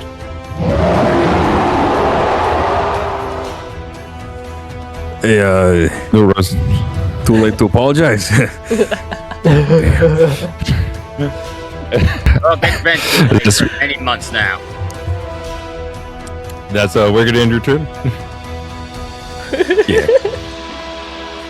As you say that line, too late to apologize, you see that there's this energy that begins to trickle up its neck as you kind of hear what almost sounds like a lightning storm building up in its throat. And this energy, this lightning energy proceeds to build in its mouth just. And you just see that this lightning begins to crackle in this ball of energy as I am going to need everyone to roll me a dexterity saving throw. Dex. Mm-hmm. Yeah. Rhast, help me. Yes, Rhast help himself too. That's a 15. That's a 14. Come 5. on, Rhast! Oh, yes! Nice. 20! There you Nice. go, Rhast. Woo! Okay, so we got Rasta at 20. What was everyone else's rolls? 15. 5. 14. A 5? Oh, Mm-hmm. Oh, Alrighty. right up in his face. I am Here's the face, and I kind of, Here's the thing. Jackson rolled a nat 1. No, Jackson! can I Basic- body block? No! If you do, take max damage.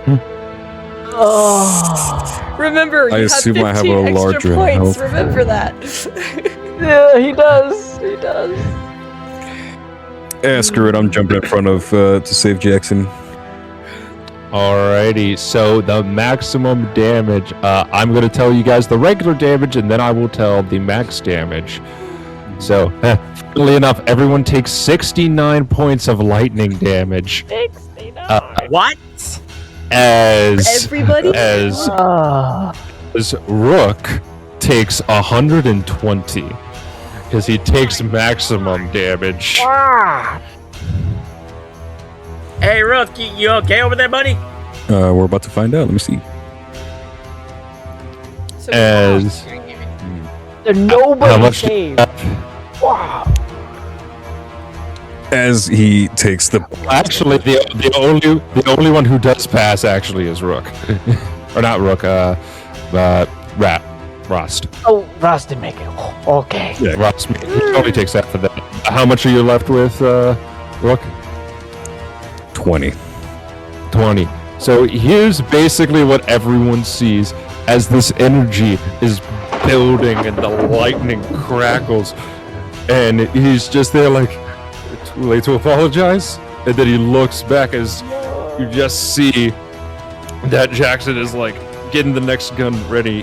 As a damn it, and you leap and you like full Nelson this dragon's mouth. Oh, As just this energy just blasts out of the mouth, and you just see this lightning tear across this man's chest as you see the burns, the absolute desolation of flesh, as you see like bits and pieces just like fly off of him, as you see once the lightning actually sets, after some of them like strays off and hits some of you, and others being protected by Rook's selfless act. You just notice that like he flops to the ground on his feet, and he looks up, and through gritted teeth there is the item that he found in his teeth, as you proceed to see that it glows with a red light, and you just see this fiery energy whoosh from the medallion, as just they turn into these knuckled bracers, and they latch onto his hands. And so these bracers are going to provide a +3 attack and damage, as well as 2d6 fire. All right, how do I do all that? How do I add this to my sheet? So when you roll to hit, you'll just add 3 to your attack. So if you like rolled a 18 to hit, then it's a 21. But then when you roll the damage, you're going to just add an extra 2d6 and 3.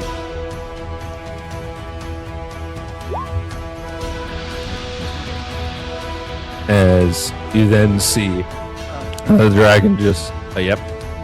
There is something Rhast would like to do after that attack.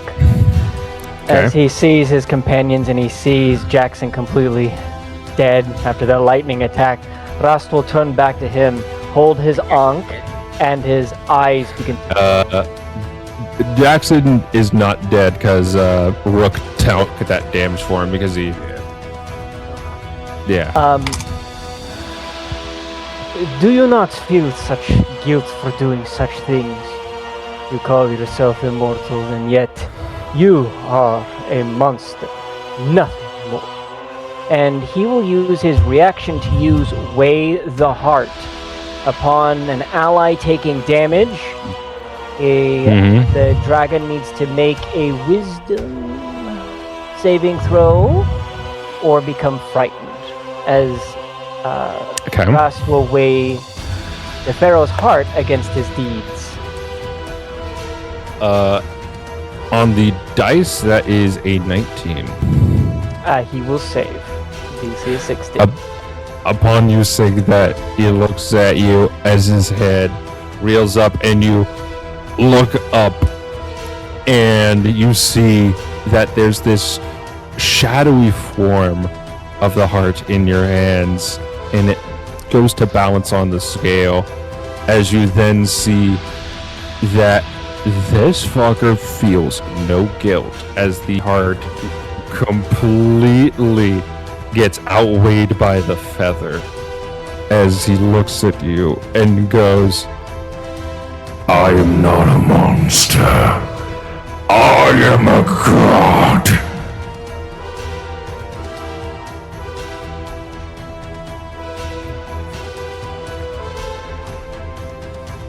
and that's gonna end his turn. It's gonna go to Abigail. Okay. Hey kid, I suggest you get behind and hide something and shoot from afar. I got a plan. That'll work perfectly, actually, for what I had in mind. I'm going to cast another fireball because I can. All right. I'm gonna ask, where do you want to aim it? Because Rook is also right there. Yes. I can take it. You cannot take it right now, Rook. I can take it. Okay. So, can I move over to where is Chase? That is actually Jackson. Oh, okay. Chase is this one right here. Okay, so I'm gonna move over to just beside, maybe a little, right about here to Jackson. Okay. And I'm going to cast Fireball, aiming to the left eyeball of the dragon.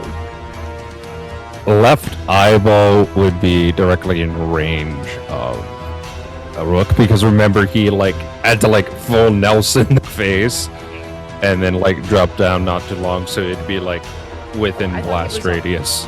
Too much of blast radius. Okay, in that case, can I do it right in the which one? What was it?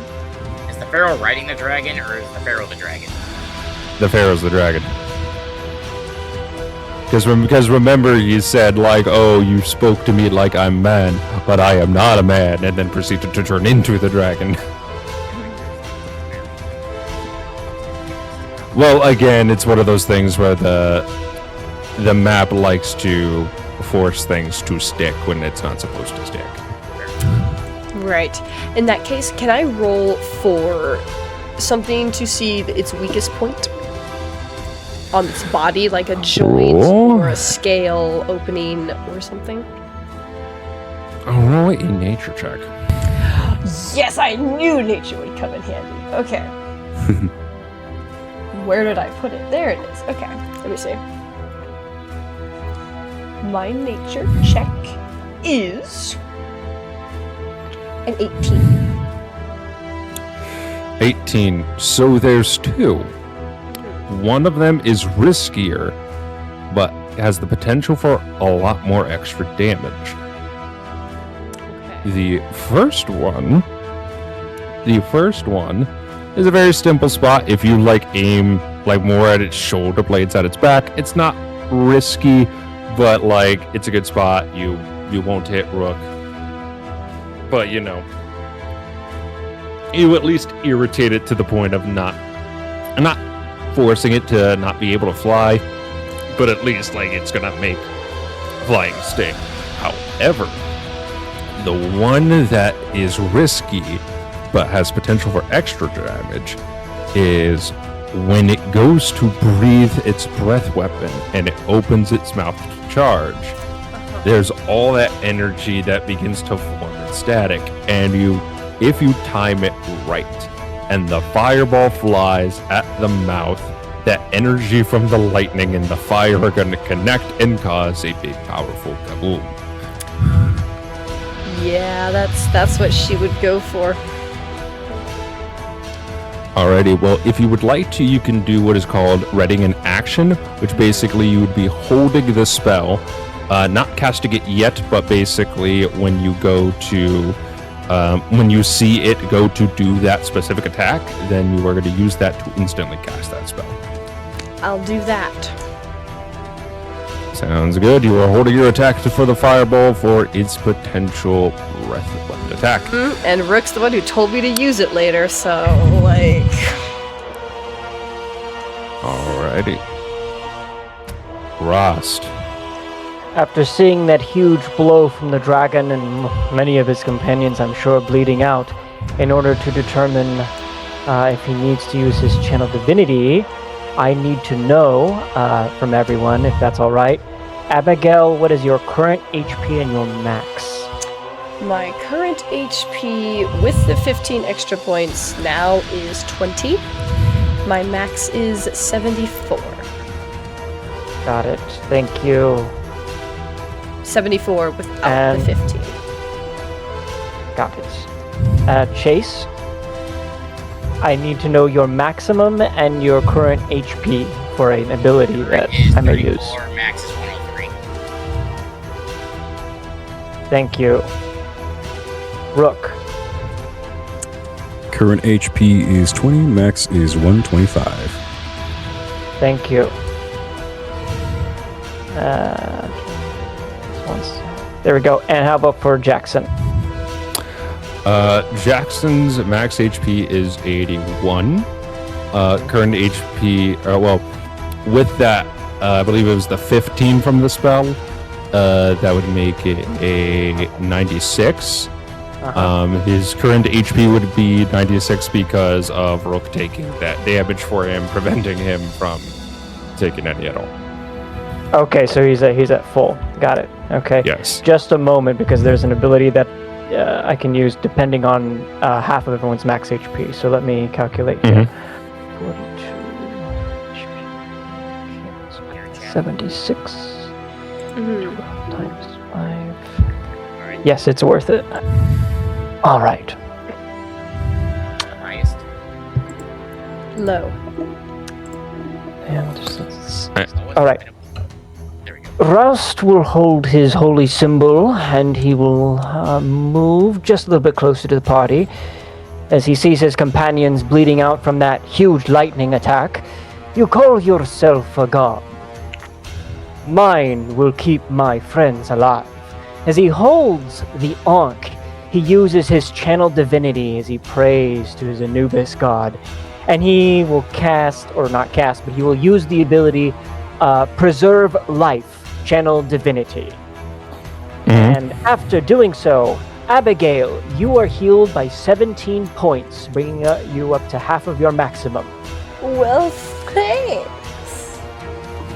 Chase, you are healed. 17.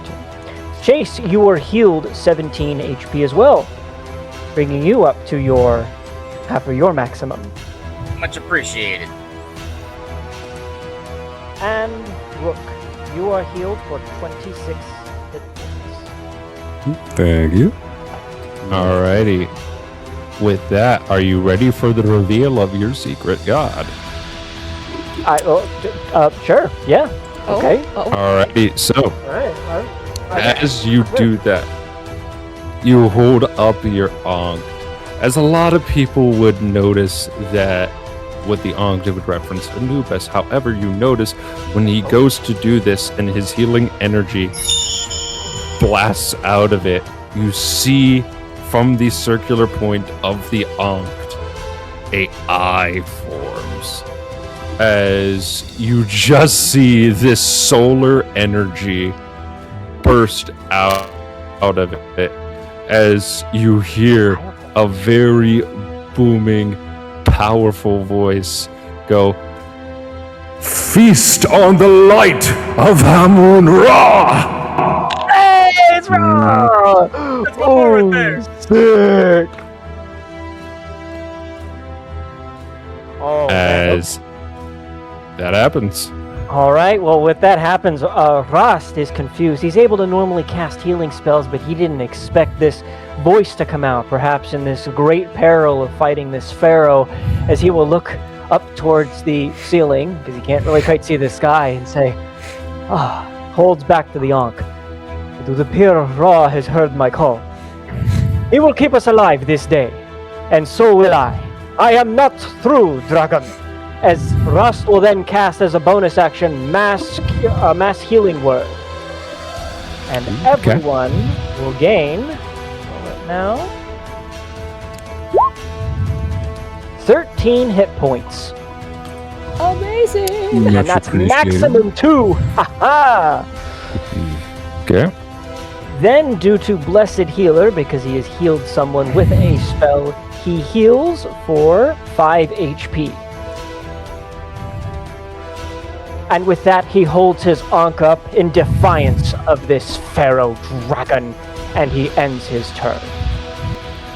Alrighty. As you end your turn, I'm going to use a legendary action from the dragon. As this between 10 feet, so Rook must make a dexterity saving throw. Don't worry, it is not the breath weapon. So dex save. 13. 13 will fail. You are going to take 14 points of bludgeoning damage. However, you're going to have that because you are raging. So that's going to be seven points of damage. And you are knocked prone as everyone sees As when this happens, the dragon snarls, looking very angry. You see the dragon proceeds to growl and fly upwards into the air, whooshing its wings out with a lot of wind, as then when it thrusts its wings forward,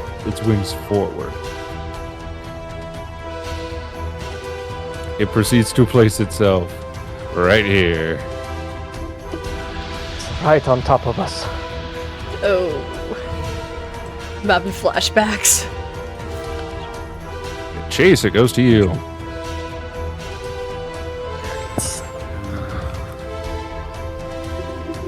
I'm going to.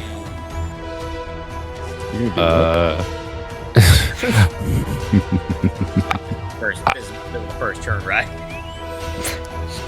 What do you mean? It's your first turn? I think. Yeah. Yeah, it's first turn for you. Yeah. Is this a coffin right here? Like where?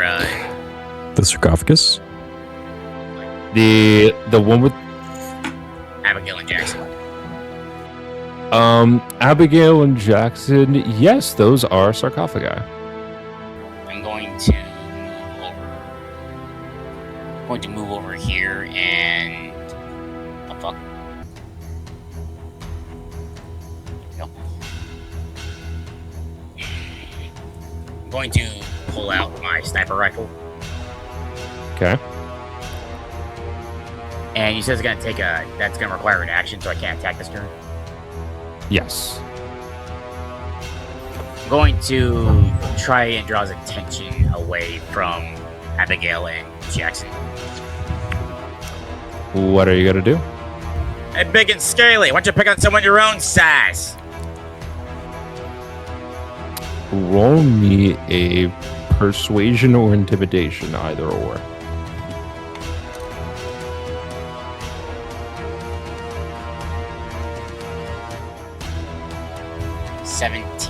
So 23.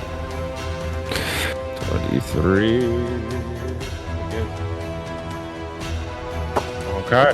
So, as you say that, and you see it look up, and he looks at you, and he goes, I will do so when I find them. and continues just to stay where it was.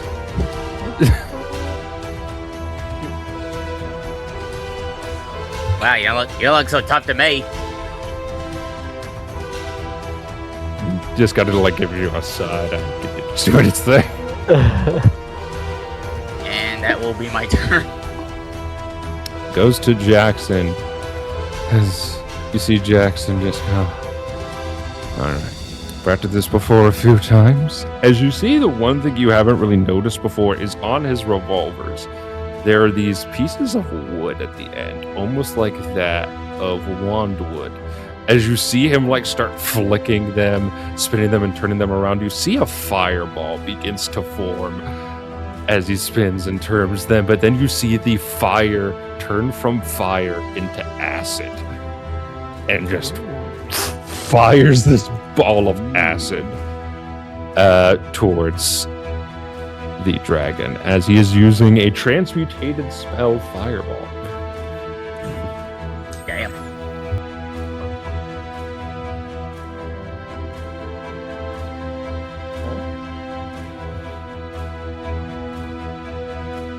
Alright, he deals that much damage. As you see, as he fires it over towards the dragon, you see that the acid hits it like directly on the spine, and you hear that sound, that horrible just sizzle of acid against scale, which smells 50 times worse. As imagine an acidy smell with a hint of flesh charred by lightning. And that is a rank smell, as that will pass his turn. Goes to Rook. All right. You said I was prone, so if you use it, It just uses your. It's half of your movement. Oh, okay, yeah. All right. Since he's back here now, Mm-hmm. then with these new bracers, Mm-hmm. all right. Is there any? Can he spot any weakness from back here? Otherwise, I have a very specific spot I want to hit. Only a nature or perception. Nature or perception? Let's see which one's better. Definitely perception. Do we get an attack and an action? 15. Actions are an attack. Yeah.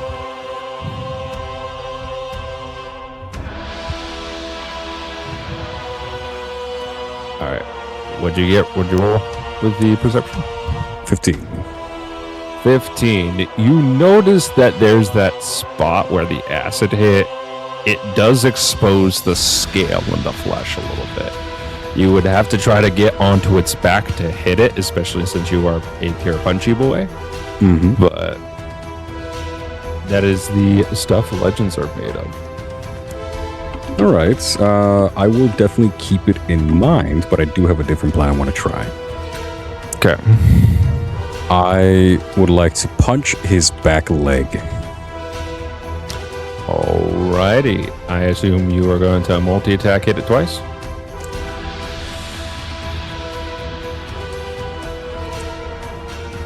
Potentially, because there is one other thing I want to do after I do, whether or not I hit. Alrighty. Roll to hit the first one for me, please. And remember, you are adding that extra +3 to hit. That'll be 32. 32. And is that a crit or not a crit? Let me double check. Not a crit. Alrighty. Roll the damage and roll that damage with the extra 2d6 and 3. So it's a 8 plus 7 plus 3 plus 2d7 plus 3.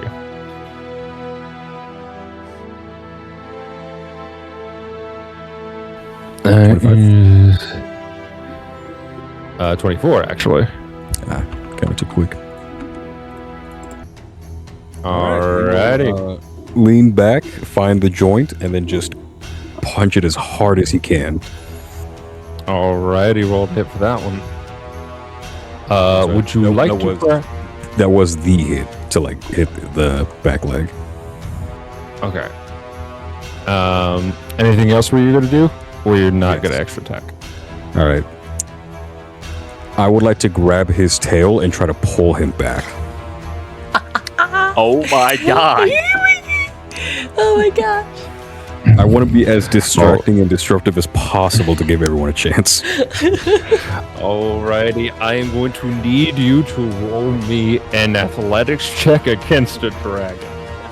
And in this, for the first time ever in history, ladies and gentlemen, and those of unspecified genders, This is going to be the first. gold die roll. All right, does of anyone the have streams. anything that could help me before I do this? All right. All alone, but I got this. You got this, bud. 21. 21's pretty good. But is it enough to wrangle a dragon good? Or the gold die. That is a 25. Yeah. You You see, as you're just there and you punch and you grab the tail and you're like, now I got you, no shit. And you just proceed to get like lifted off the ground by its tail. Am I? And like you're still hang on. Oh yeah, you're still hanging on to it, but it's like like you were being flopped around by this thing's tail as you're just like, there's the number gun as I whooped. And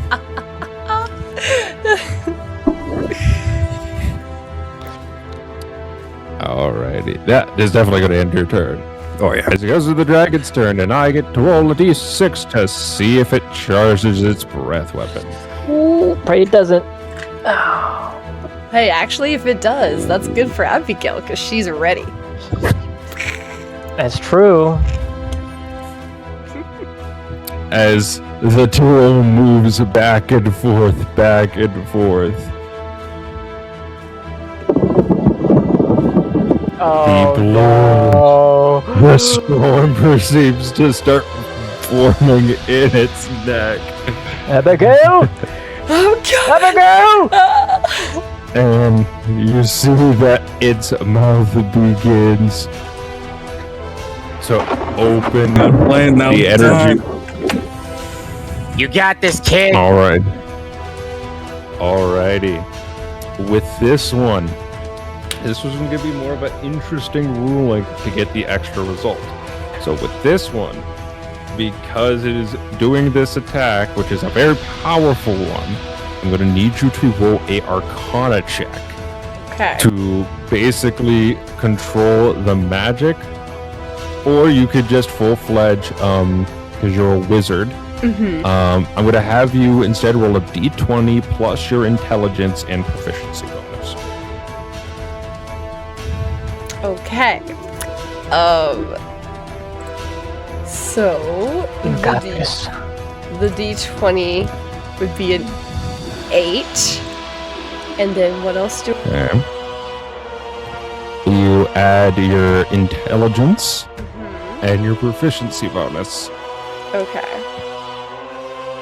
As before I tell you, you must beat its DC of what its lightning breath is. If you match it or beat it, you surpass. That would be a 16 because I have a +3 intelligence. And do I still roll the Arcana? No, do you have anything you could add to that? Because it does aid apply to attack rolls. I'm asking because I was figuring if someone else like cast a spell on you, because I remembered that Rhast cast a spell on everybody or a lot of people. Mm-hmm. Yes, it was the hit points and some kind of like a blessing kind of thing, like a wrap. So Rhast, last combat casted Bless. That only lasts 1 minute. So that is probably gone already. The 8 is still within everybody because that lasts 8 hours, which increases your maximum hit points. Okay. Before I announce the result, does anyone desire to do anything, pray to any gods to potentially increase the roll if she needs it? Well, I can pray I to mean, our Jesus. it is certainly not my turn, so I'm not sure what I could do. I have a divine intervention, but that takes an action. Or would this have to be something less than that? Technically, with my ruling, you can pray as a reaction. But keep in mind, if your character is not religious, it is a gamble of who you get. Because they could say yes, it's just going to be more of who is the one saying yes. Gotcha. Well, I want to make this interesting. Rhast will make it interesting, especially since it's charging up, about to breathe on everyone, and possibly even kill Abigail as it's looking towards Abigail. Rhast will do such a thing, as he will pray to Ra, and we'll see what he gets, of course, but he would like to assist Abigail in this. What is your prayer? I might be able to make it interesting for you.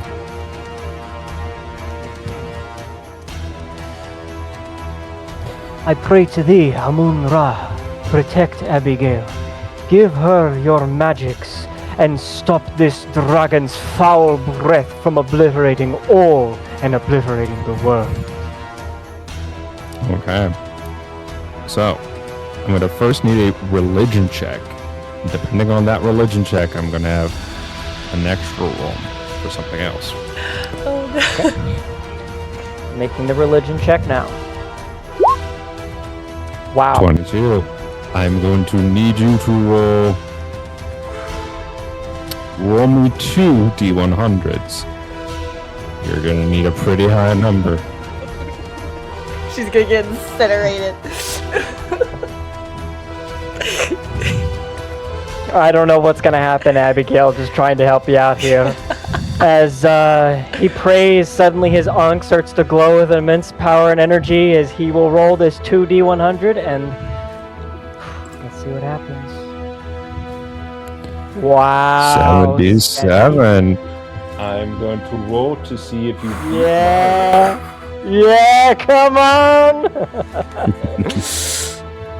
So, and I am... Okay. So basically, what y'all proceed to see happen as the energy from this dragon builds up, and you see the electricity build up in its mouth, and it fires. You see, for that moment, that lightning heads towards that general direction as the fireball is aiming in that direction. You see there's a bit of push and pull. The lightning of the dragon and the fireball are just going back and forth, and for a moment, you see the lightning just push the fireball closer and closer and closer to Abigail.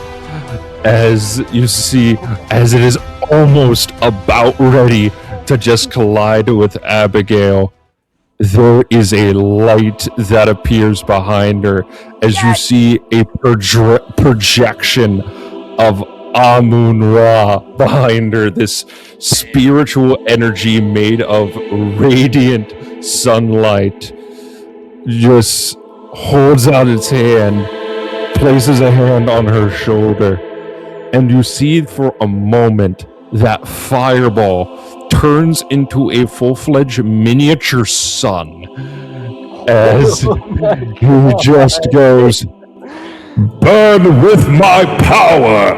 I am Amun-Ra! as suddenly the energy just poof, just completely decimates through the dragon's lightning breath and hits it like square in the mouth. Oh, As I rolled, wow. because he did beat my D100 roll, and I rolled a D6 and added it, and because of that D6, it allowed you to beat that necessary roll. And now what I'm going to want you to do is I'm going to have you look at your fireball. What level did you cast it at? I cast it at level 6. Alrighty, so how many damage die would that be? That would be... Not fully rolled, just how much damage dies. Straight up damage dice is going to be 11d6. I'm going to need you, because of the aid of Amun-Ra, I'm going to need you to roll 22d6. Oh boy. As I said, you Six? you got full-fledged Amun-Ra making your fireball a miniature sun. Just Okay, let me... You dropped That a is nuke, wild. basically. Okay, let's hope this works. My God. 64. Nice, nice. So you just see as you throw this miniature sun at the mouth of this dragon, and you just see that there is an eruption of radiant sun energy as you see that physical manifestation of Amun-Ra begin to vanish, and you like lean up against that nearby sarcophagus to take a breather after you just sent so much of your magical energy at it, and you just see a bunch of this dust surround where the dragon once stood. And then slowly it dissipates. And you just hear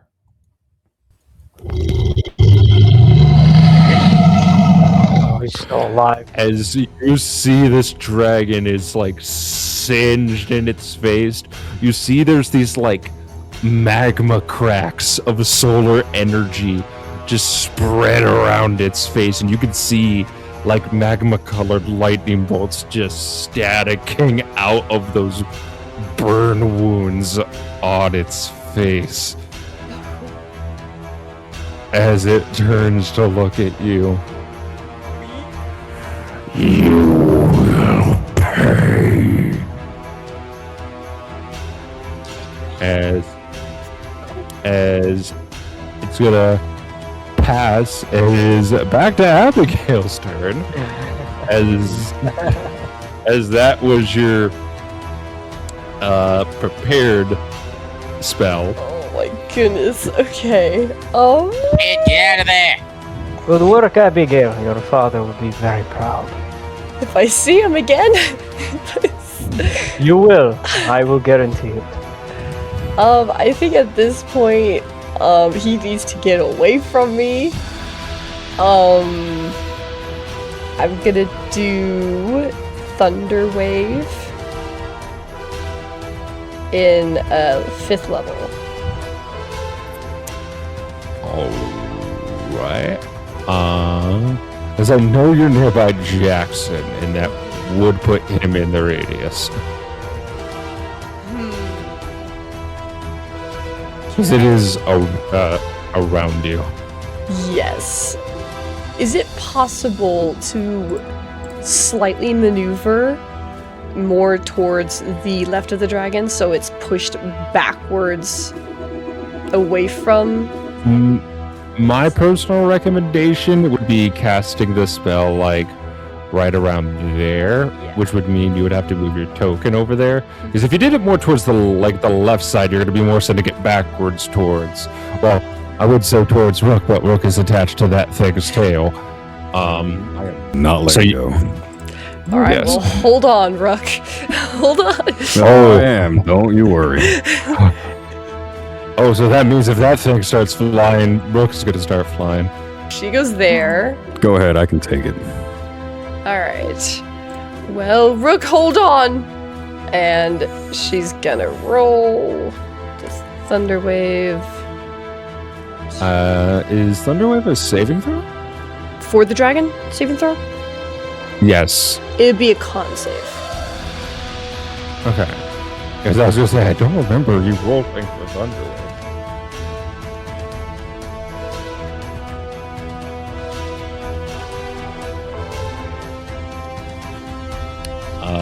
It is going to use a legendary resistance to pass. Ooh, damn.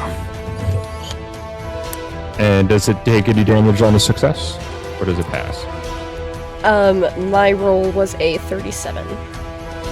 In terms of the damage? Mm-hmm. Okay. So that's going to be halved on a success? The which one? Because I'm asking because sometimes saving throws, if you pass the saving throw, you take half damage. Because that's how certain spells do work. So I'm asking, like, if it takes half on a success or no on a success. It says 15 next to the con. For the con save. No, it did. It says Yes, well, it did use its legendary resistance to pass. Well, let me see. The creature takes half damage and isn't pushed on saving throw, so it takes half of 37.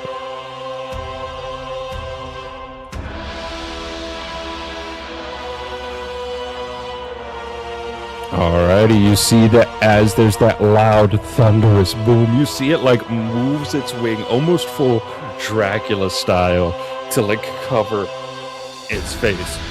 As there's that loud, thunderous boom.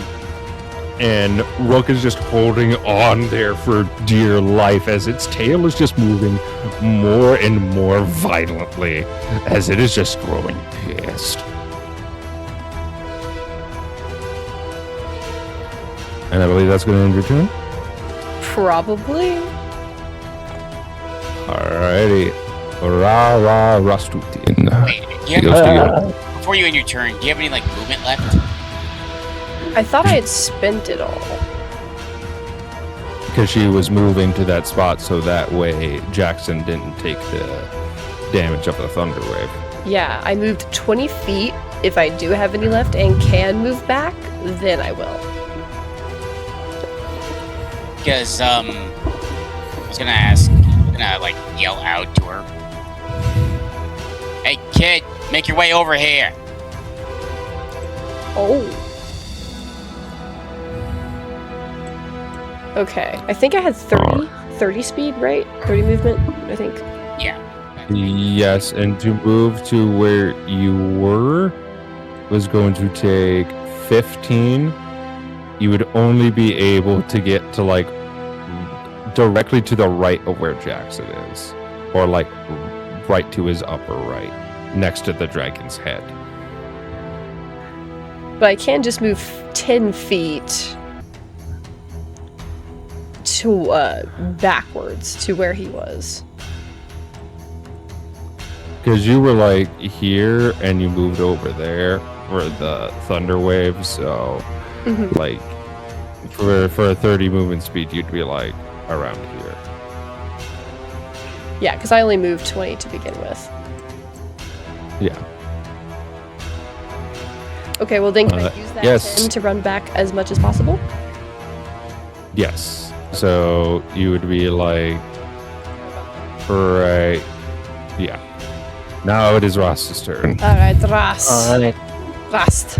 After seeing that grand display from Abigail, he turns to her and gives her a nod.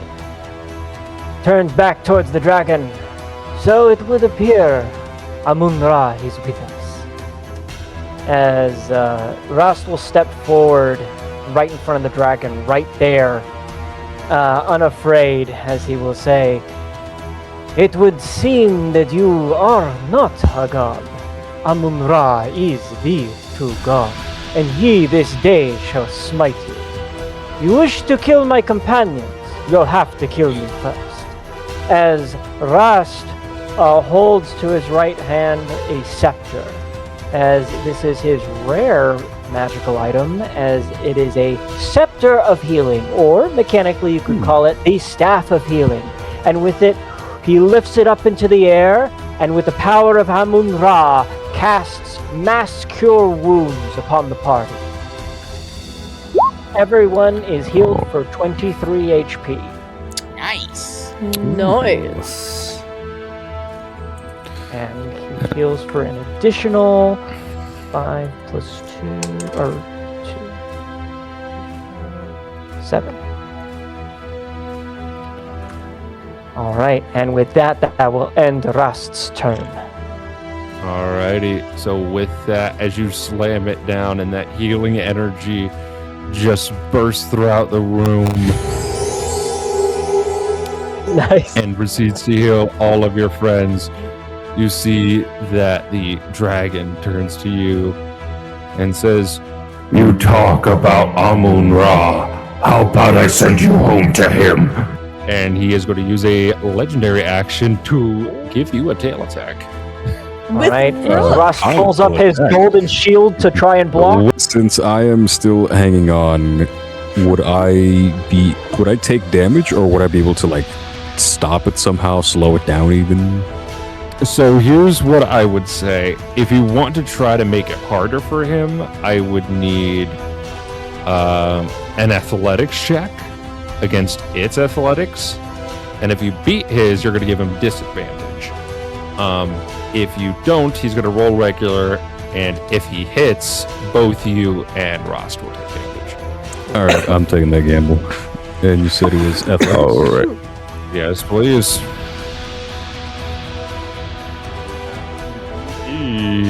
A 26. 21. Damn it. Oh, All right. no. Alrighty. He is going to roll at regular.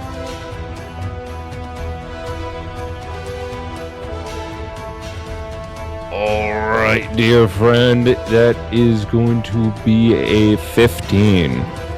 Miss. Ha ha! Luckily for you. So, like, as Rook is, like, holding on for dear life, like, come on, trying to like use his body weight to make it harder. And like you see the dragon still resisting it, but for a moment as he says that, you see almost in like Hollywood style slow motion, there is a point where you duck out of the way and you hold the shield, and it's just that strange moment as you barely see Rook holding onto the tail going over you, and you are just exchanging the most awkward glance at each other as he's just like, How's it going? How you doing? Rook? Pal? oh, You hanging in there? Oh, I'm hanging on all right. goes to chase. Alright, I'm going to move my character down here.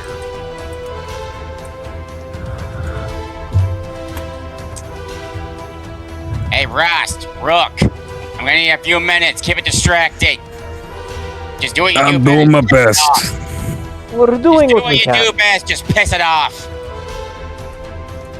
Oh, I think it's mighty pissed off after what Abigail did. Good. Keep it that way. I aim my sniper. Got that right. Alrighty, roll to hit with your sniper rifle. Alright, so I'm going to reach into my bag and pull out that rare artifact you let me have. The fireball. Okay. I'm going to take one of the gems and load it into my my very rare +3 sniper. Alrighty. I want you to roll to hit. Loading a fireball beam in there. Mm-hmm. And after you roll to hit, I am going to need a D100 luck roll. Ooh. And if you roll low, it is going to backfire. Dirty 20. Dirty 20. That will hit. I am going to still need that D100 roll. How do I go about So what you're going to do is D100. If you low roll, it is going to backfire. Alright. 61. You have to beat mine. In which you did, luckily enough, by literally by 1. Oh wow. 60 then? So- Is what you rolled? Right. Alright, so what I'm going to need you to do, I'm going to need you to roll both the damage of the sniper rifle and the damage of a fireball. Damage of the sniper is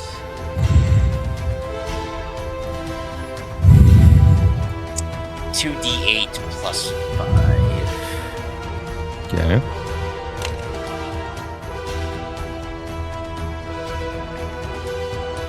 Five, 6, 11, and what's a fireball?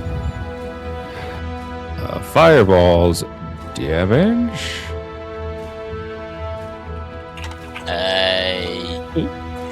Abigail, what's a fireball's damage? Don't worry, I got it. Depends on Just what had to level. load this page.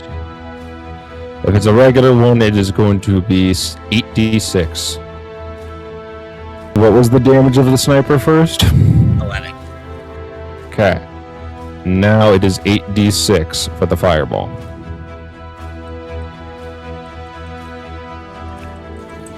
Five, 11, 16, 20. Shit. 25. I think that's. I think I have one more roll. And 30 total. 30. Alright. You see as you lock that into the gun, as you just see that little bead goes into to the gun as just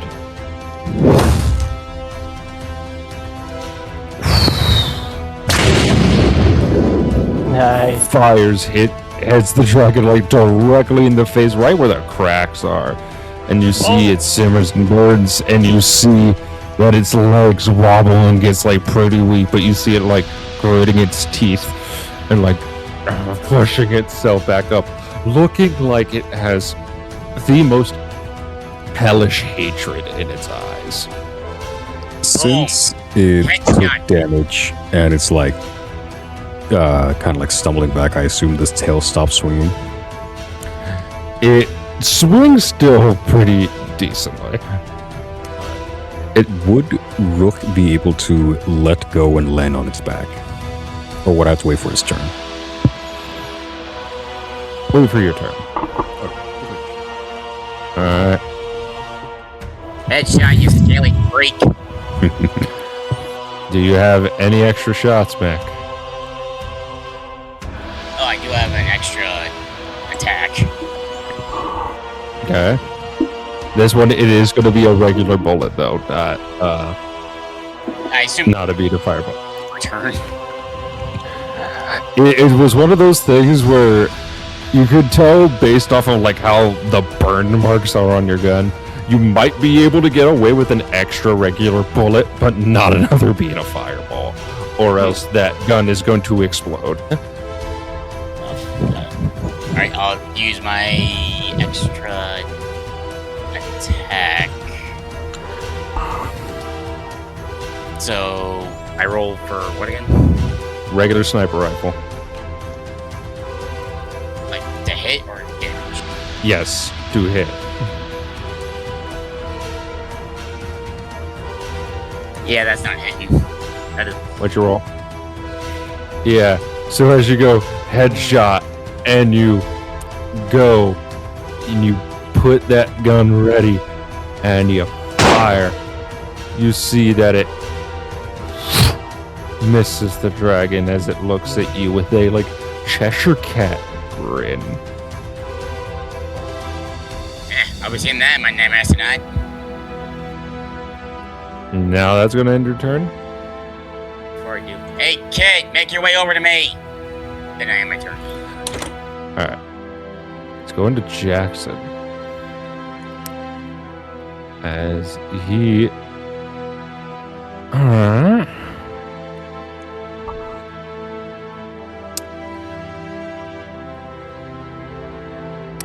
He's going to attempt 2 shots at the dragon. Miss. And a hit.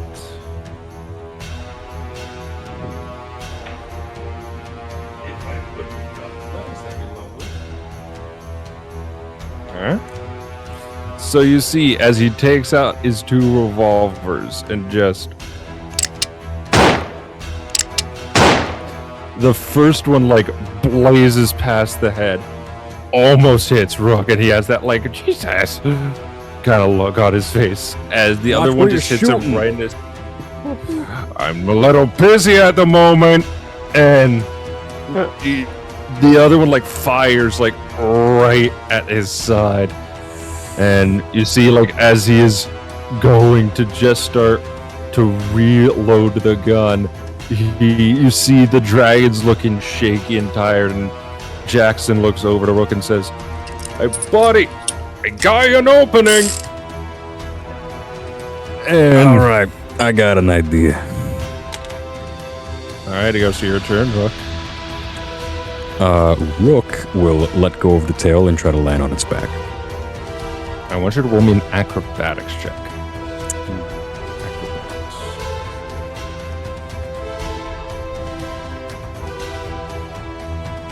22. That will succeed. All right. He will try to find where he's most damaged, like where there's like a loose scale but not too loose. He will hang onto that with one hand, ready his fist, and then just punch down at the exposed area.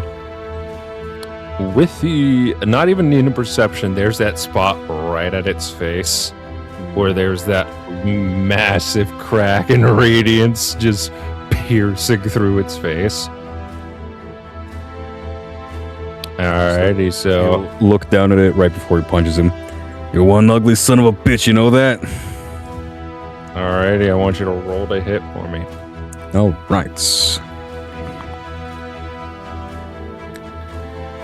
28. Roll damage. All right. Let me see. And it was the 2d6, 1d8, right? Mm-hmm.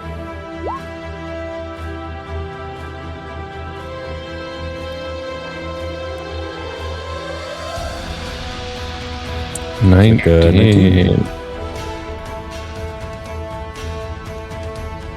Alright, just doing some calculations over here. From the sounds of the last time he got hurt, he's not looking too hot. And now we hear on how Moses wants to kill the dragon.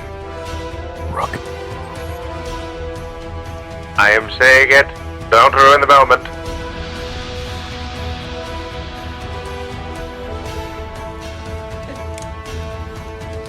But yes, how do you want to kill the dragon? Hey, kill the dragon! As he's holding onto the scale, fist ready. You're one ugly son of a bitch, you know that? And then just hits it as hard as he can. Yes! Yeah. Woo! As you do that, you see you like leap up and use the momentum as the tail has flicked you to start running, and you say that and you flip up. In full-fledged, you see that as your fist is going down, almost as if to say throughout the entire fight he has been smiling upon you, there's that hint of Amun-Ra, as there is a tiny or pretty decently sized desert falcon of pure radiant damage just falling behind your hit as just you go down, and you just see with that strike to the face, the radiant cracks just bursts and explodes, completely decapitating this creature as its head explodes. Gross. That's my partner right then- there. Way to go, Rook! I think I earned my Got half back. What do you say? Tell you what, first round's on me when we get back. Damn right it is. And as you see- falls down. You fall down as your friends proceed to get towards you, and you see Jackson begin to lift the scepter of Osiris. You begin to hear the cracking of the tomb. Well, Ah, shit. So I looks think like time time to we go. get out. Time to go. We gotta go! Don't Get forget a the hand here, necklace. Rouse. It belongs in a museum. Can I grab the necklace? On up. Oh yeah, you grab the Mummy Lord's necklace as you run, you burst off running, and you guys head off to the plane, and you fly off into the sunset.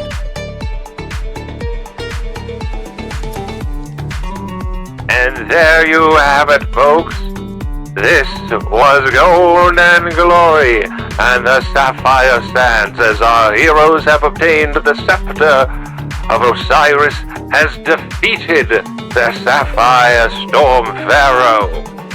Tune in next time to see what happens on the next tape. As it fades out again, going back into the nursing home. You are wheeled off into your rooms to rest, Oh, hang on. and in Right. which Right as the movie ends, Rook just kind of looks. It didn't take that long, did it? I gotta say, partner, seeing that again, it makes me realize how strong you are. Mad respect, my brother. Appreciate it. But it also reminds me, you never paid for the first round. I mean, I said I'd get you around. I didn't say I was going to pay for it. Whatever. As you get wheeled off to your rooms, going to rest, bits and pieces of you just sort of remain as you fall asleep. You see in Rook's room, there's the bracers, the gauntlets hanging nicely on a shelf next to pictures. There is what remains of the sniper rifle in our dear friend Chase's room. There is the bit that remains of the Unct in our dear friend Rhast's room. And then there is the blue amulet that rests in Abigail's room. And as our camera zooms in on the amulet, for a moment, a blue draconic eye opens. As that is where we leave Golden Glory. All right. The Sapphire Sands. I got my gloves ready. Dragon's down still this dragon alive, is it? Oosh. Not for long. Mm-hmm. Well, thank you everybody for watching. This has been Manaverse Unleashed, in our first ever video here on the channel. If you are ready for more adventure, we are going to be setting sail next week to our actual campaign, known as Curse of the Crimson Chest. And that will be a lovely pirate-themed campaign. So please, Stay tuned. like, comment, subscribe, stay tuned, tell your friends. Mac, I will pay you to put your clothes back on. I am fucking sweaty as fuck right now, dude. No one told you we're a And we full-on are coat, man. live.